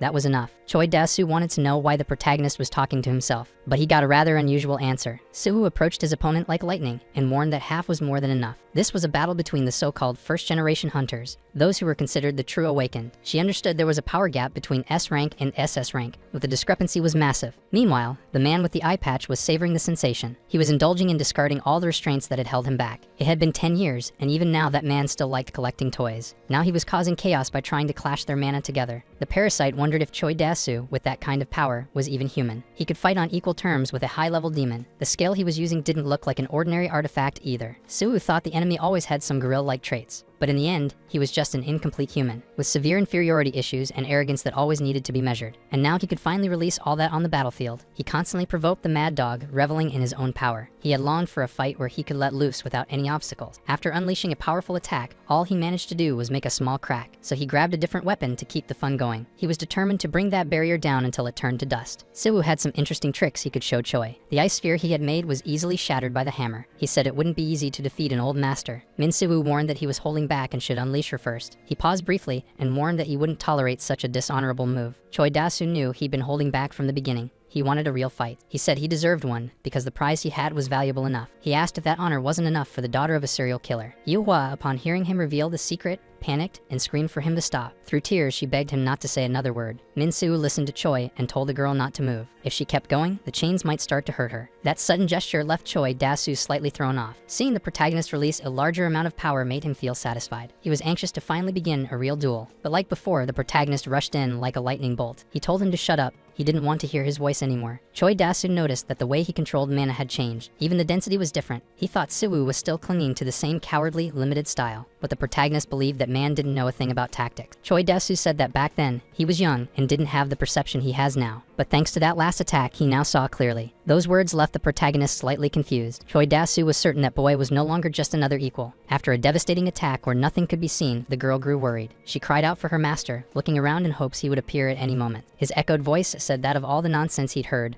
that was the only true statement. The two of them really weren't the same. Even though the attack seemed incredibly strong, it was easily blocked, leaving the old man surprised. He hadn't expected his legendary sword to be stopped. The old man tried to use more strength, but it was still useless, and he ended up getting hit. He was thrown far back by the force of the punch. Even while getting punched, the old man said it was fun. He asked the protagonist if he had saved up all his mana for that one strike, but without waiting for an answer, he assumed yes, and said he would now go all out to balance things. He revealed that around 5 years ago, all SS rank hunters in the world were forced to wear that bracelet. It served to suppress both physical and mana-based abilities. If turned off without authorization, the hunter would be labeled a criminal, and he said he found it all repugnant. Min Suwoo only humiliated him, saying that dog collar suited a beast that only knew how to fight. He asked if he had climbed the ranks just to get government approval to fight like a pit dog. The old man told the protagonist he was overestimating himself way too much, and until now, he hadn't found anyone worth testing that power on. Min Suwoo tells the old man to show him what he's got. Just by watching, the redhead is sure that this mana clash could cause the gate to collapse. If a collapse happens, the resulting power could end up hurting innocent people. As she breaks free, she thinks that she needs to stop it quickly. The old man slams his hammer into the ground, imbued with power, causing major destruction. But the protagonist dodges using a lightning step ability. The situation leaves the old man stunned. He hadn't expected the gap between them to still be so wide. Even the idea of it drives him slightly insane. He grabs a spear and hurls it at the protagonist. The spear flies forward with the aura of a beast. When the spear bites him, he wonders if there's a sealed beast inside it. Then he activates a taming ability. And after taming the old man's artifact, he asks what the old man's been doing for the past 10 years to still be so weak. He mocks the old man once again, just when they're about to settle things for good. The redhead comes in and interrupts. She asks if the two of them have lost their minds, and if they have any idea what'll happen if all that magic leaks into the world. She throws it in the old man's face, that if that happens, even he won't escape responsibility. She says she's already contacted CHNCS, and it won't be long before they open the gate, and she asks them to stop the fight. The protagonist stares but says nothing. Choi picks up his bracelet again, and he's contacted by someone from the HNCS headquarters. They say it's an urgent matter and ask President Choi to make time to deal with it. Since it's urgent, old Choi leaves immediately. Before leaving, he says some senseless nonsense and tells them to leave. He's lost interest now. In her thoughts, the redhead says he was the last person she ever wanted to meet. But no matter what happens, she never wanted to betray the sincerity and kindness he showed her. If he asks her, what should she say? She can't tell him that the disciple he cared for is the daughter of a criminal. Then the protagonist asks Kanhwa if she's okay. She's happy to receive such kindness from her master. Old Choi asks why they're going so far based on the testimony of a single hunter. He says that legally speaking, there was no violation. Of course, the hunter contacting HNCS first caused confusion at the headquarters, but responding with full force to a small training session and a closed gate is an overreaction. He asks Mr. Edward Blackwood, vice president of the HQ, if he understands his point of view. Edward politely explains to his superior that the situation escalated the moment the limiter was removed. S-rank hunters are prohibited from engaging in private fights, and using magic against an HNCS affiliate qualifies as grounds for arrest. Given his position as the leader of a nation, there's also a possibility of facing international trial. Even if no national law was violated, under international law there are grounds for charges. But in these peaceful times, there's no need for chaos over such an incident. So he asks the president to resolve the matter internally. They will overlook the incident but still listen to the person involved for proper evaluation. The vice president says he'll have to meet the man who fought the president. In the end, it was all about Min Seo-woo. Since that was the case, the president would await the vice president in Korea. In his thoughts, the president felt humiliated. He had realized the difference between himself and Min Seo-woo 10 years ago. He had been sure he had surpassed him, but over 10 years, the gap only grew tremendously. He had done everything he could to grow stronger, and it was still useless. The strength he had kept restrained was still not enough. He had finally found a challenging opponent. 1 week later, at the Chonhwa Guild, the protagonist is scolding Kanhwa. She apologizes and says she didn't greet him because she felt unworthy. Min Seo-woo asks the redhead if she had been investigating Ninjin's case this whole time. She only apologizes and says the only certainty she has is that it wasn't someone from the country. She explains that the reason Choi Dae-soo kept her as a subordinate was purely for profit. She adds that she's not defending him just because of blood ties. The guy really is innocent. Min Seo-woo says he understands, and that if Choi Dae-soo saw her as family, he wouldn't have been so despicable. Kanhwa says that now she's okay. The protagonist simply says not to chain oneself to bloodlines, and that it doesn't matter what kind of life her mother lived. What matters is the life Kanhwa chose to live. If she feels guilty about it, she just needs to redeem herself by living righteously. She says she truly never lived alone. She always had help from others. Besides that, she feels sorry for Tae-jun because she made him go through unnecessary stress. From his point of view, it must have been hard to reveal his secrets to her. The protagonist tells her to talk to Tae-jun the next day. She asks why it has to be tomorrow and hesitates, even with Min Seo-woo saying there's no problem. Min Seo-woo changes the subject and says he doesn't know how, but Choi managed to clean up the mess without causing a stir. Jung-gun shows up, saying he had something urgent to talk about with the protagonist, but he hadn't answered the phone. But he's interrupted by another man saying that the international HQ of HNCS had called, and says that Vice President Blackwood will personally come to Korea to meet the protagonist. Then the protagonist exclaims that this will be a pain. He wonders why the vice president wants to meet him. The man replies that there's a gag order on the entire branch, and they weren't given any details. It was the first time something like this had happened in the history of the Korean HNCS branch. Since there's a gag order, the protagonist won't reveal anything. The men say they understand and will call once the official meeting time is set, and they leave, arguing about how to get the protagonist to spill what he knows, although it doesn't seem like a good idea. Kanhwa and Min Seo-woo leave to avoid curious stares. They talk while walking. The protagonist asks what her next step will be. She says she'll follow his lead. Minjin's death left a lot to uncover. A familiar car pulls up near them, and unsurprisingly, it's Choi Dae-soo, who had unfinished business with them. Choi Dae-soo asks the protagonist to get in the car. The protagonist asks why he should. Old Choi says that if he and Kanhwa are going to keep playing this master and disciple game, they should at least hear him out. Min Seo-woo says goodbye to Kanhwa and says he'll contact her later. On the road, the protagonist tells the old man he's got guts. Even after being beaten, he doesn't seem ashamed. President Choi says the result was inconclusive since they were interrupted. He also says he wants to have an internationally approved official match soon. The protagonist says it's hard to believe someone like Choi is president of anything. Old Choi changes the subject, saying that Pandemonium is a group that should have been wiped out, but wasn't. It has remnants scattered across the world. After Min Seo-woo disappeared 10 years ago, demons contacted President Choi through those remnants. They asked for help erasing Min Seo-woo's records. Apparently, they're just cultists who trust in unknown powers. Ever since Pandemonium fell and the demons were pushed to the polar regions, most of them vanished. Even after that, many world leaders have kept close watch over the demons, but there have been no reports or sightings of them. Recently, a group of half-demons was discovered in the deserts of the Middle East. They are children born of humans and demons, and people who were partially transformed. Unlike normal demons, these don't have physical traits but possess dark mana. That's all he heard from government officials. Judging by the dark mana the protagonist uses, the president asks if he spent the last 10 years working with demons. He mockingly asks if even Min Seo-woo, known for hating demons, joined them for power. Tired of the provocation, the protagonist says if the president is done talking, then stop the car, he's getting out. As he gets out of the car, the protagonist tells old Choi to stop with these stupid ideas. People stir when they hear about the audit. Then the audit begins, and the protagonist is introduced to the vice president of HNCS. Mr. Blackwood says it's a pleasure to meet him. The protagonist asks directly what the vice president is planning. Blackwood asks the branch director to leave the room so he can speak privately with Min Soo-woo. Baek Gun-ho was going crazy with curiosity, but he couldn't defy a superior. He walks away and in his thoughts asks the protagonist to be careful. Once they're alone, Edward loses his composure and curses at the protagonist. He asks where the protagonist has been for the past 10 years. But even so, he's happy that the protagonist has returned. Min Soo-woo tells Edward to sit down because the story is a long one. He explains everything to Edward, who has a hard time believing it, although he admits it's not entirely impossible. Once, the protagonist was one of the most important figures in the world, but his existence was nearly erased. But this revelation seems to have cleared his mind. The protagonist says it's curious how Edward remembered him just from hearing his name. Blackwood says he could never forget him. He had saved him multiple times. Min Soo-woo asks how he and Yeowa came into contact. Edward says that HNCS headquarters, along with the guilds, have been investigating cases around the world. Since Yeowa is a guild leader and has made major contributions in a recent case, he obtained her contact information. He asks if the protagonist wants to transfer to the main headquarters. Min Soo-woo says no, although he doesn't have a specific reason. Blackwood tries to convince the protagonist that a talent like his should be at the main HQ. Besides, he would be the trustworthy right hand Edward needs. The protagonist says he appreciates the trust, but he's investigating a case. Edward says that at HQ, the protagonist could benefit from the headquarters' resources and authority. Min Soo-woo says he'll think about it and asks what this joint investigation is about. In the desert, a high casualty incident occurred in and around the gate. The cause was poisoning. They suspect illegal enhancement products. The protagonist asks if it's awakening drugs. Edward confirms, but says they don't have solid evidence yet and don't know the supply source. But HQ has been investigating a series of awakened individuals who have died around the world in recent months. The autopsies of the victims showed cellular-level ruptures in their internal organs. Officially, most of the victims were criminals, and no traces of illegal substances were found, until a witness appeared in China who saw a similar case. According to the witness, the awakened inhaled a black powder before going into a frenzy and self-destructing. Those who inhaled it experienced mana surges and ability boosts, like lighting bombs, wiping everything out before detonating. The protagonist asks if this illegal awakening-boosting substance is connected to the desert incident. Blackwood says that area is likely the origin of this whole case involving illegal enhancement substances. Min Soo-woo asks why the desert is being considered the starting point. Edward says the gate that was discovered was right beside a pile of dead bodies. Right at the entrance, the Chinonwa Guild managed to secure a sample of the black powder, and near the gate, there was a vehicle belonging to a commercial guild called Eyes. There were no violations linked to them, and at first glance, it looks like a normal small guild, but something feels off. The protagonist says this is annoying. Blackwood says he already knew Kang Yeowa was the protagonist's disciple, but since she was the first to obtain the substance, he had no choice but to get involved. He says that if the protagonist helps Kang,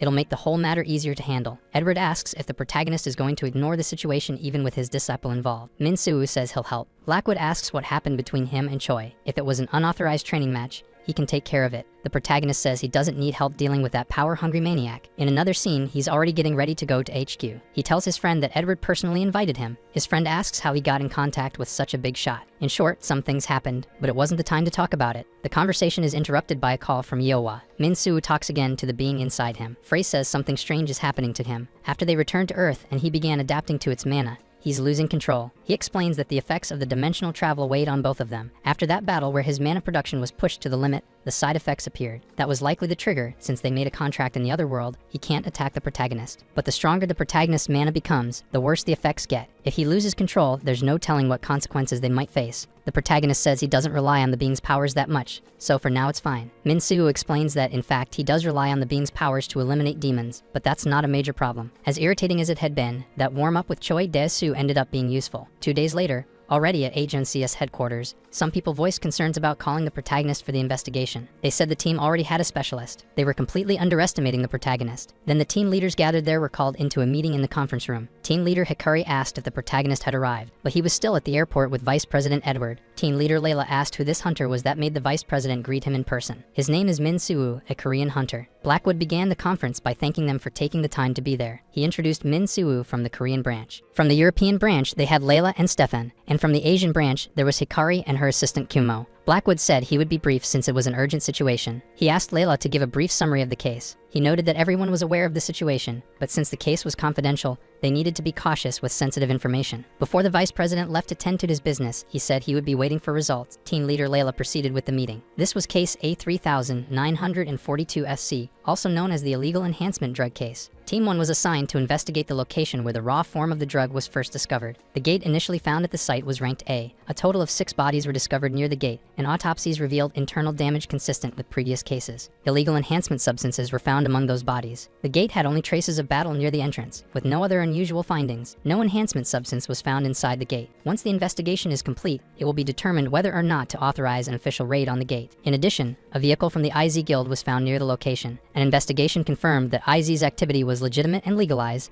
and nothing irregular was found. The investigation they would conduct soon would focus on exploring the inside of the gate. She asked if there were any questions. The protagonist said he was already aware of that general situation. What he really wanted to know was about demons or half-demons. Layla asked if the protagonist was suspecting demon involvement in this case. It wasn't a suspicion, it was just a question. Based on the fact that substances created by humans are usually easy to trace back to their origin. If they were drugs made with abilities or magic detection skills would be enough to track the source. And he said that if there was any prior information about them or their connections, he'd like to know. Hikari said she didn't understand why the protagonist was bringing up something unrelated to the case. Min-Soo bluntly said whether it was related or not could only be known after investigating. He only mentioned what was relevant based on what he had heard. Hikari, who had just been brought into the matter, shouldn't cite what not even the experts at headquarters bothered to mention. She also said that if it were an important lead, headquarters would have already flagged it. It was already ridiculous that a regular hunter was involved in this. Now he was suddenly suspecting demons. She said it had been 10 years since humans and demons began cooperating, and that old racial prejudice was unacceptable. She still tried to insult the protagonist, but was interrupted by Layla. Stefan told everyone to calm down. Layla said that as elite investigators, specialists in their fields, they needed to know how to prioritize what mattered most. For now, the focus was the investigation itself. Now they would address the details of the desert expedition, which would happen the next day. And she concluded by telling them to prepare for the expedition. Hikari couldn't accept the protagonist's superior status. Ignoring Hikari's complaints, Layla said they should forget it and work together. She herself admitted it was bothering her, but she couldn't question it since the protagonist was more experienced. The protagonist already realized this was going to be annoying, especially with that mysterious being talking in his ear all the time. Edward suddenly appeared to compliment the protagonist. Min-Soo told Blackwood he took too long to show up. Edward said the Awakened were still the same unstable and troublesome bombs they were 10 years ago. The protagonist said we only feel the weight of responsibility when we experience it firsthand. Blackwood asked what Min thought of the team. Min-Soo said they wouldn't be a problem as long as they didn't interfere with his work. Hearing that only proved to Edward how much the protagonist hadn't changed, even after 10 years. He told the protagonist not to cause trouble, since he was now being backed by HNCS International Headquarters. Already out in the desert near the Middle East branch, a branch chief welcomes the investigation team. He says their accommodations are already arranged in the building, so they can rest comfortably. The vehicle that will take them to the gate has also been prepared. Layla thanks the branch chief and asks about the authorization to access the gate. The being that inhabits the protagonist complains about the heat. Even after surveying the area, the protagonist didn't find any trace of demons in the city. Hikari shows up to annoy the protagonist. She tells him to stay alert and focused if he doesn't want to die, which irritates the protagonist. Min-Soo asks the branch chief about half-demons. He says he's never seen one, but there are rumors of a village deep in the desert where half-demons live. The protagonist also asks others if they know anything about the IZ Guild or if it's connected to demons. All the answers are negative. People can't distinguish humans from hybrids. The woman says it's harder to find demons now than it was 10 years ago, when demons were treated as outcasts, so most of them don't reveal themselves, simply posing as humans. The conclusion he comes to is that not even the locals have a way to know if there are demons there or not. There's no useful information around, so to find what he's looking for, he'll have to go deeper into the desert. As they walk, the shadowy being asks the protagonist if he's some kind of solitary recluse. Before the protagonist can scold him, he explains that he only asked because everyone he's seen so far is walking in a group, except for the protagonist who is alone. Min-Soo explains that he's conducting a solo investigation. Layla calls out to Min-Soo. She says that if he has nothing to do, he should rest at the HNCS branch instead of wandering around. She says she's using her personal time to check something and asks why she's alone. Her partner, Stefan, went to get the authorization for them to enter the gate. She asks if he was under the direction of Branch Chief Bake, because she doesn't recall seeing the protagonist there. Min says he was recruited recently. Layla comments that the protagonist gives off the aura of a seasoned veteran. He says he's not a veteran and asks about her. He's heard that Layla is quite well known in the European branch. Layla says no, she's just a regular investigator who mainly works in Northern Europe. Upon hearing she works in Northern Europe,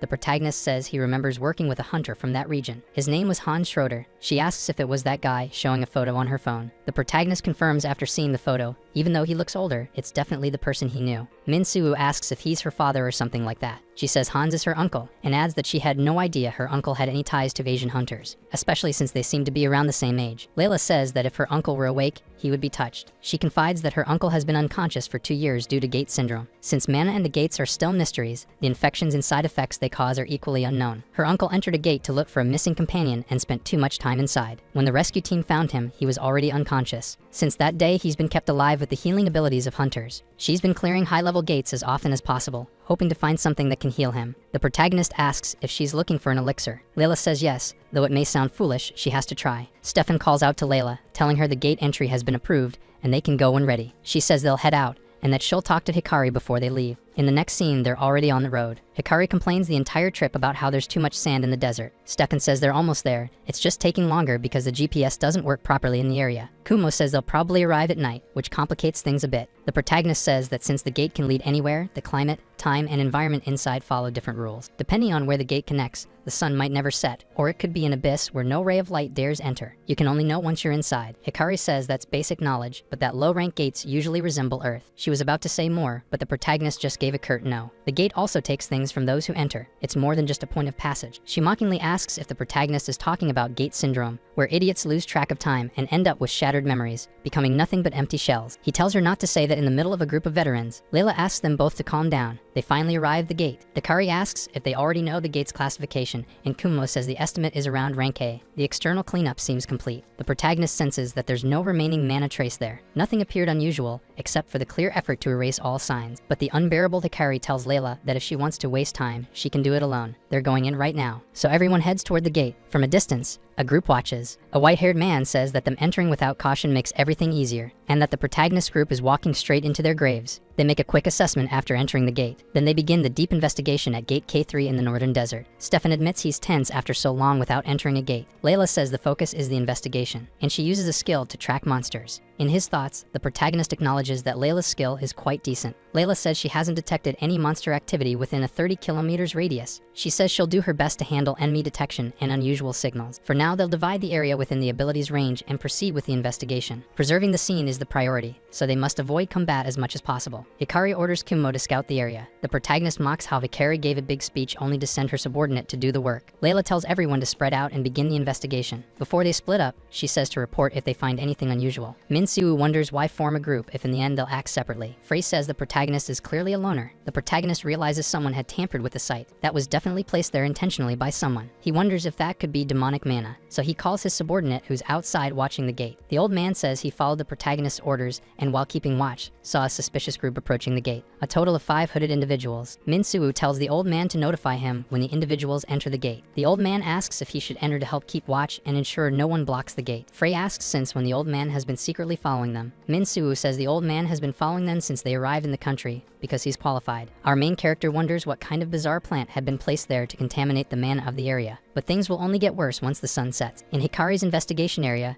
Kumo says he didn't find any traces. No monsters, no drugs. It didn't make sense. A gate that hadn't yet stabilized shouldn't be this clean. Kumo says there were many signs of fighting and drugs found outside the gate. If we assume all those involved in the fight died, Hikari already understands the implication that maybe the victims never entered the gate. Nothing seemed to explain why the gate was so empty. Since the incident, access to the gate had been completely restricted. It should have left traces. Everything indicates that this gate was barely touched, so there should still be resources inside. There had to be something valuable in that gate, something to justify all the effort they went through. The branch chief has high expectations, and they can't return empty-handed. She'll find something even if she has to dig deep. She sends her divine spirit to churn the earth. Layla sees the ability from afar and wonders why she wasn't informed about it. She tells Stefan to go check it out. The moment she's left alone, the group of hooded figures ambushes her by surprise. Her ability ends up unearthing the bodies hidden there. Kumo says those aren't bodies, they're undead ghouls. It's unprecedented for undead-type monsters to be gathering in groups like this. Hikari says they'll find the cause after they deal with them. She attacks the ghouls with her spirit. Defeating them was pointless as more of them emerged from the ground. They rose from the soil in large numbers. Hikari ends up cornered and is about to be struck by them, but Stefan arrives just in time to save her. She asks the girl where all those monsters came from. Hikari throws the question back, saying Stefan should have noticed the buried monsters with detection magic. Stefan says the monsters must have come from much deeper underground after noticing the commotion Hikari caused. Kumo says it's not the time to argue and activates his combat skills. To defeat them, their heads had to be destroyed. Hikari says her ability needs living energy to be maintained, and undead barely have any. She tells Stefan to call his team leader, but he says there's no time. Kumo can't believe he's going to have to smash all those heads one by one. He and Hikari are at a disadvantage in that type of fight. Just when he thinks he's screwed, our protagonist shows up. With an area attack spell, he strikes the ghouls' heads with ease. That display of power leaves Hikari impressed. Now that they understand the enemy is undead, it made sense why Layla's ability hadn't detected them. Stefan tells everyone to return and try again the next morning. Kumo agrees with that. The protagonist says leaving is better than staying and destroying what's left of the scene, and another group is already heading toward them. Hikari asks why Stefan still hasn't contacted Layla. He says he tried, but she didn't answer, which is really strange, considering the chaos going on. The protagonist goes to look for Layla and leaves the others to handle the ghouls. He calls the old man and tells him to enter the gate and find the hooded ones. Minsu is almost certain they took Layla. The scene shifts to Layla herself, captured. She wonders how they managed to reach the gate. One of them asks their boss if he can get rid of her, but the old man says no. She'll serve as bait to lure the others in. This time they won't make mistakes, and once the plan succeeds, they'll take control of the black market in that country. In a world where awakened ones are ranked only by power, low-level hunters pay a fortune for that powder. The thug knows what the drug can do, but what he really wants to know is how long they'll keep taking orders from that guy. Even though he seems like a complete weirdo, the white-haired man has a lot of power, because he's a half-demon with necromancy powers, a skill that toys with life and death, necromancy. This ability is considered one of the worst among summoning-type skills. Even he, who's been in the criminal underworld for some time, has never seen anything like it. But to rebuild the criminal organization his father left behind, he needs that man's connections. One of the lackey thugs wants to try the drug to see if he really gets stronger, but his captain stops him. With just a small vial, power surges up to rank S, and once someone experiences that effect, they can never stop. In the end, the body, clearly unfit for that much power, collapses and dies. They witnessed its effects firsthand. It's made with magic but can't be tracked by abilities. The gang leader tells the white-haired man that since they're a team, he at least deserves to know the origin of the drug. Ivan throws in his face that the old man couldn't manage his subordinates,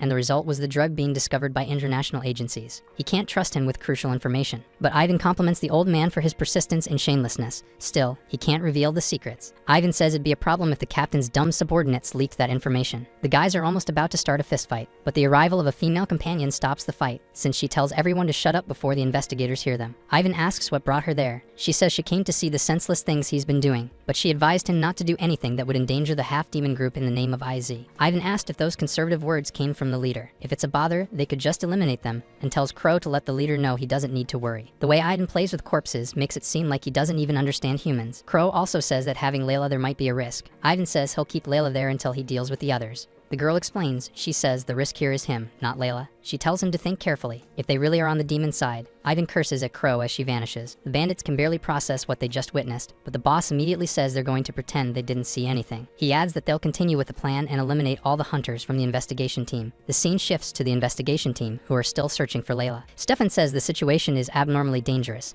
and it would be better to call for reinforcements. Hikari says she prefers to keep going on her own, even though she's in no condition to do so. The protagonist asks why they followed him. Hikari says he shouldn't have acted alone, but Stefan just asks if the MC already knows where Layla is. Minsu explains that she was captured, but he already knows where she is. Kumo asks who could have kidnapped Layla, and the protagonist says it was probably the ghoul summoner. Stefan says that's not possible. The protagonist says it's clear this was all someone's plan, and if the others don't have the courage to follow him, they can stay behind. Stefan asks if there really is a summoner kidnapper inside that gate. They keep walking for a while. Following the path, the kidnappers took. The investigation team runs into the bandits. Hikari says to skip introductions and they charge in. Kumo attacks the bandit with glasses. The old bandit uses an ability as well. He says they'll regret facing him alone. Hikari stays out of the fight since her power might cause the cave to collapse. She already knows what to do to contribute. She's going to use the chaos to rescue Layla. But unfortunately, she ends up face to face with Ivan, who attacks and takes her down with ease. Kumo and Minsu see Hikari take a direct hit. The battlefield is in complete disarray. Minsu uses an ability on Hikari. It's a necromantic spirit magic, an ability that surprises the half-demon. Meanwhile, Kumo is trading blows with the other bandit. The protagonist has already realized they're at a disadvantage fighting a half-demon inside the gate. Ivan says he's going to use the MC as material, but Minsu obliterates the summoned ghouls with a cutting wind spell. The half-demon wonders what kind of experiences made the protagonist so skilled. He says he can summon monsters almost infinitely. Our protagonist tells Frey they'll need to push harder to win, unleashing a rain of lightning on the ghouls. Ivan was unpleasantly surprised at how advanced the protagonist's mana control is. The protagonist says he's the one who's surprised, because he's never seen a drug addict speak so clearly. The provocation really irritates the half-demon. He says he doesn't use the powder, he only distributes it. The ones who sell it are the human bandits working with him, and the buyers are the useless low-ranked hunters. Ivan says demons don't use the drug, since they know how to work together as a group. He says he only took this job to give low-ranked trash a chance to be strong at least once. And after they die, he uses them as material, since drug users make good material. Judging by Ivan's mana waves,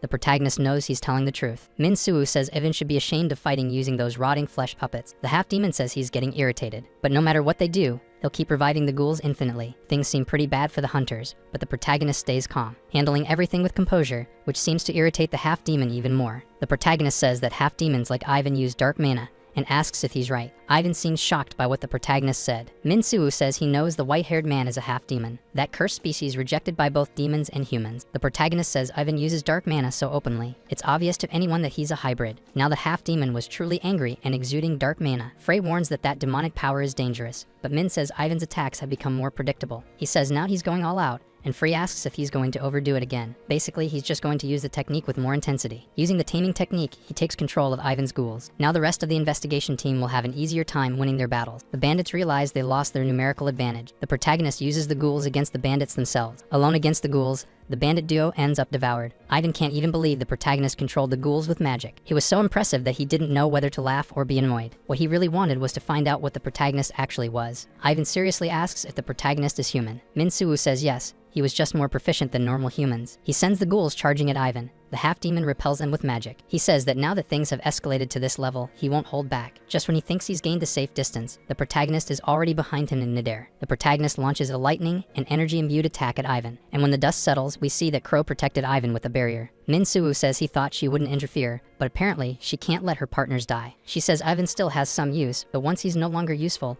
the protagonist can do whatever he wants with him. Crow claims she doesn't want to fight, and the protagonist considers the problems that letting Ivan escape could cause in the future. He knows he could eliminate both if he wanted, but at that moment, taking care of the wounded group is the priority. Considering that the girl is stronger than the necromancer, dealing with her would clearly take time he doesn't have. The protagonist asks the girl who the current leader of the hybrids is, the one orchestrating that dirty business. She says that although the protagonist knows a lot about them, things have changed nowadays. The drug operation is entirely Ivan's doing, using the name of the half-demons to take on the order. Naturally, she doesn't even know who the client is. Min-soo says it's ridiculous for her to interfere in Ivan's personal matter if she doesn't even know who's behind it. She rushes to explain that she's not involved. She intervened because it's her duty to keep Ivan alive. Everything he's been doing, she only found out about recently. She understands the protagonist has questions, but she doesn't know much. He looks at the group, who seem to be in pretty bad shape. Knowing he needs to be quick, he says that this time he'll let them walk away alive, but there won't be a second time. She asks if he really believes her, and Min briefly explains that by reading her mana, he could tell she was telling the truth. Then he asks one final question. Who exactly is this we she referred to? The answer was almost obvious. The Hybrid Association operates under the name of the IZ Trade Guild. Now it's clear that the half-demons are not directly involved. He knows that if it were a profit scheme, they wouldn't have chosen hybrids who are naturally hostile toward humans. He already knew the drug had a disturbing energy, something he'd never seen even in high-rank gates. Now he knows that the IZ Guild is run by hybrids, and he needs to investigate them personally. Layla thanks everyone for rescuing her and tells them to leave quickly. They've stayed in the gate too long already. The protagonist thinks to himself that they still need to clear the gate before they leave. Ikari asks about the necromancer, and Min-soo says he called for reinforcements and managed to escape. Layla apologizes for letting her guard down. Kumo says getting out alive is good enough. It's because of complications like these that he prefers to work alone,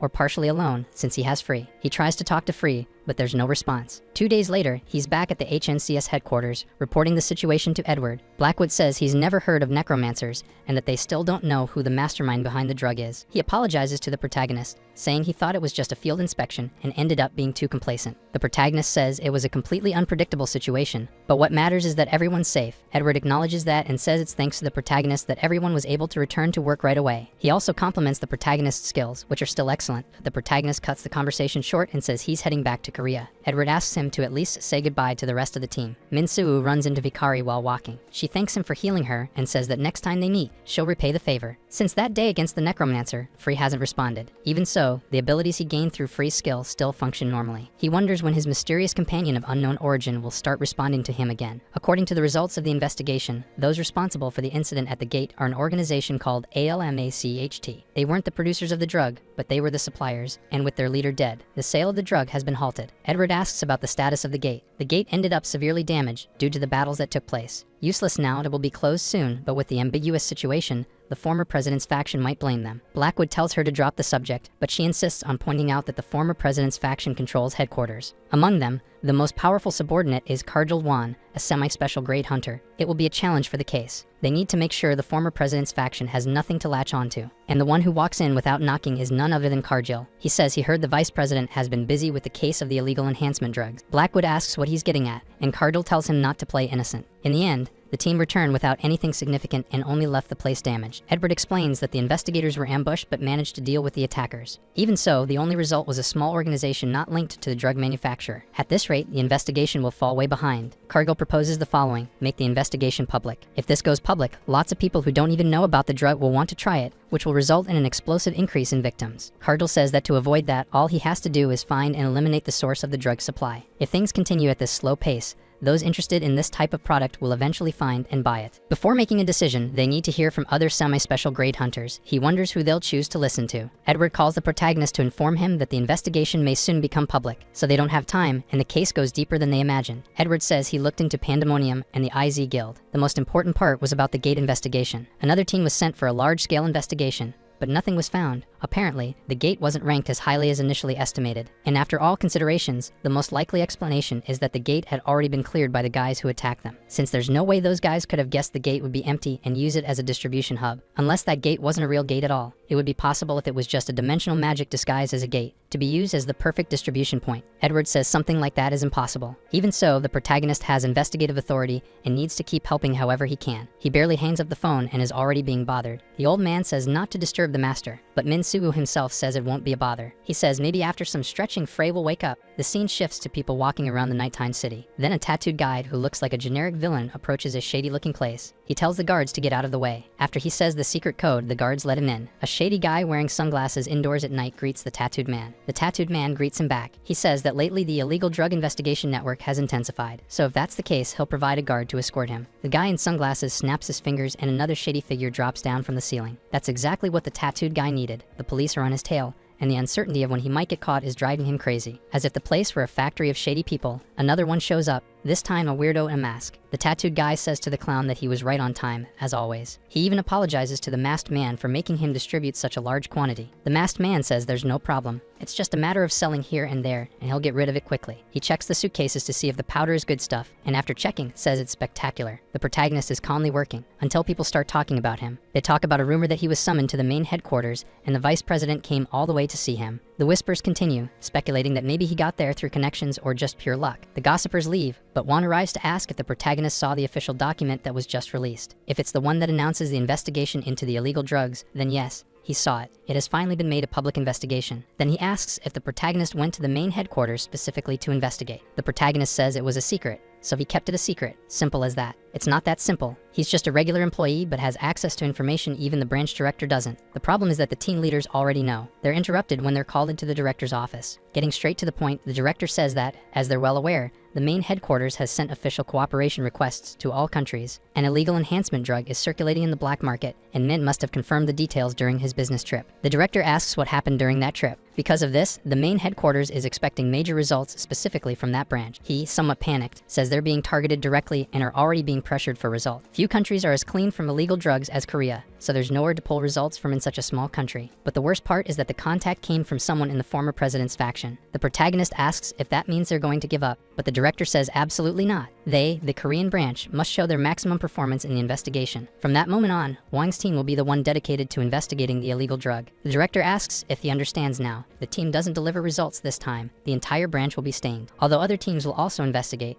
the main suspects and key locations will be handed to the Gangbuk team. Wang says the other teams will object. The director bluntly says Wang never cared about that and tells the protagonist he's authorized to go on business trips at any time. But until the main headquarters calls him, Min Soo is to cooperate with the domestic investigation. And finally, he presents their team's first case so they can begin as soon as possible. The director had all teams compile recent suspicious cases. To summarize, suspicious activity has been observed in a large abandoned warehouse located in Manhwa. That warehouse had already been a drug point for some time, but unfamiliar faces have been spotted there frequently. It seems that people from other regions are going there to buy, and fights between awakened individuals are happening often. Wang says this is too much for his team, but the director was prepared for that and already requested cooperation from a private guild. They already knew something about the case, so it wasn't hard to get headquarters approval. They just need to focus on results. So now at the abandoned warehouse, the protagonist is waiting for the guild people. The protagonist asks why they didn't send subordinates. Guild leaders should be busy. They say they are busy but still came to help, and even ask where the other members of his team are. The others stayed outside to prevent anyone from escaping. Manhwa says that makes sense, since about half the people there are civilians just looking for common awakening drug. The fights the awakened criminals supposedly started might just be between dealers or guards. It's a good opportunity to round up and arrest all the addicts at once. They discuss whether to go through the front door or sneak in. Manhwa says infiltration takes too long, so they should just go in hard and fast. The protagonist tells the two of them to be quiet. They overhear a conversation where someone says they came there because they heard there was an amazing product, but it was just more of the same. The awakened ones go around showing off their powers but keep manufacturing exclusive drugs. One of them tells the other to have some ethics in business. He's been in the game for over 15 years. Then he asks if his buddy knew that Zhang Quan was heading to Korea. The hunters reveal themselves and ask who Zhang Quan is. The guys say that addicts should go through the front door, but Min Soo coldly says he's not interested in the drugs, and he ordered the traffickers to open the door for him. They beat up the traffickers and go in through the door. The protagonist asks if they're just going to go in beating everyone or not. Saijun tells everyone to come closer. Then he pulls out a pen that transforms into a staff and uses a concealment skill. Manhwa says that Saijun lives up to the title of Great Mage. He explains that elemental magic can be used in countless ways depending on proficiency and application. The invisibility he used is basically light refraction to hide someone. The protagonist says, a bit sadly, that Free would love to eat that skill. Saijun asks if Free stopped parasitizing him, but Min Soo says it's nothing important. Then he tells his brother that he's really grown. Saijun gets embarrassed, but Manhwa wants to hear that she did a good job too. He just tells them to cut it out so they can go home. Inside the place, the substances are being used casually, with addicts lying around everywhere. Manhwa says most of them are just regular people. Sijin says there's definitely a separate market for the awakened, and maybe they can find some clues by listening to conversations. Manhwa points out that the place is bigger than they expected,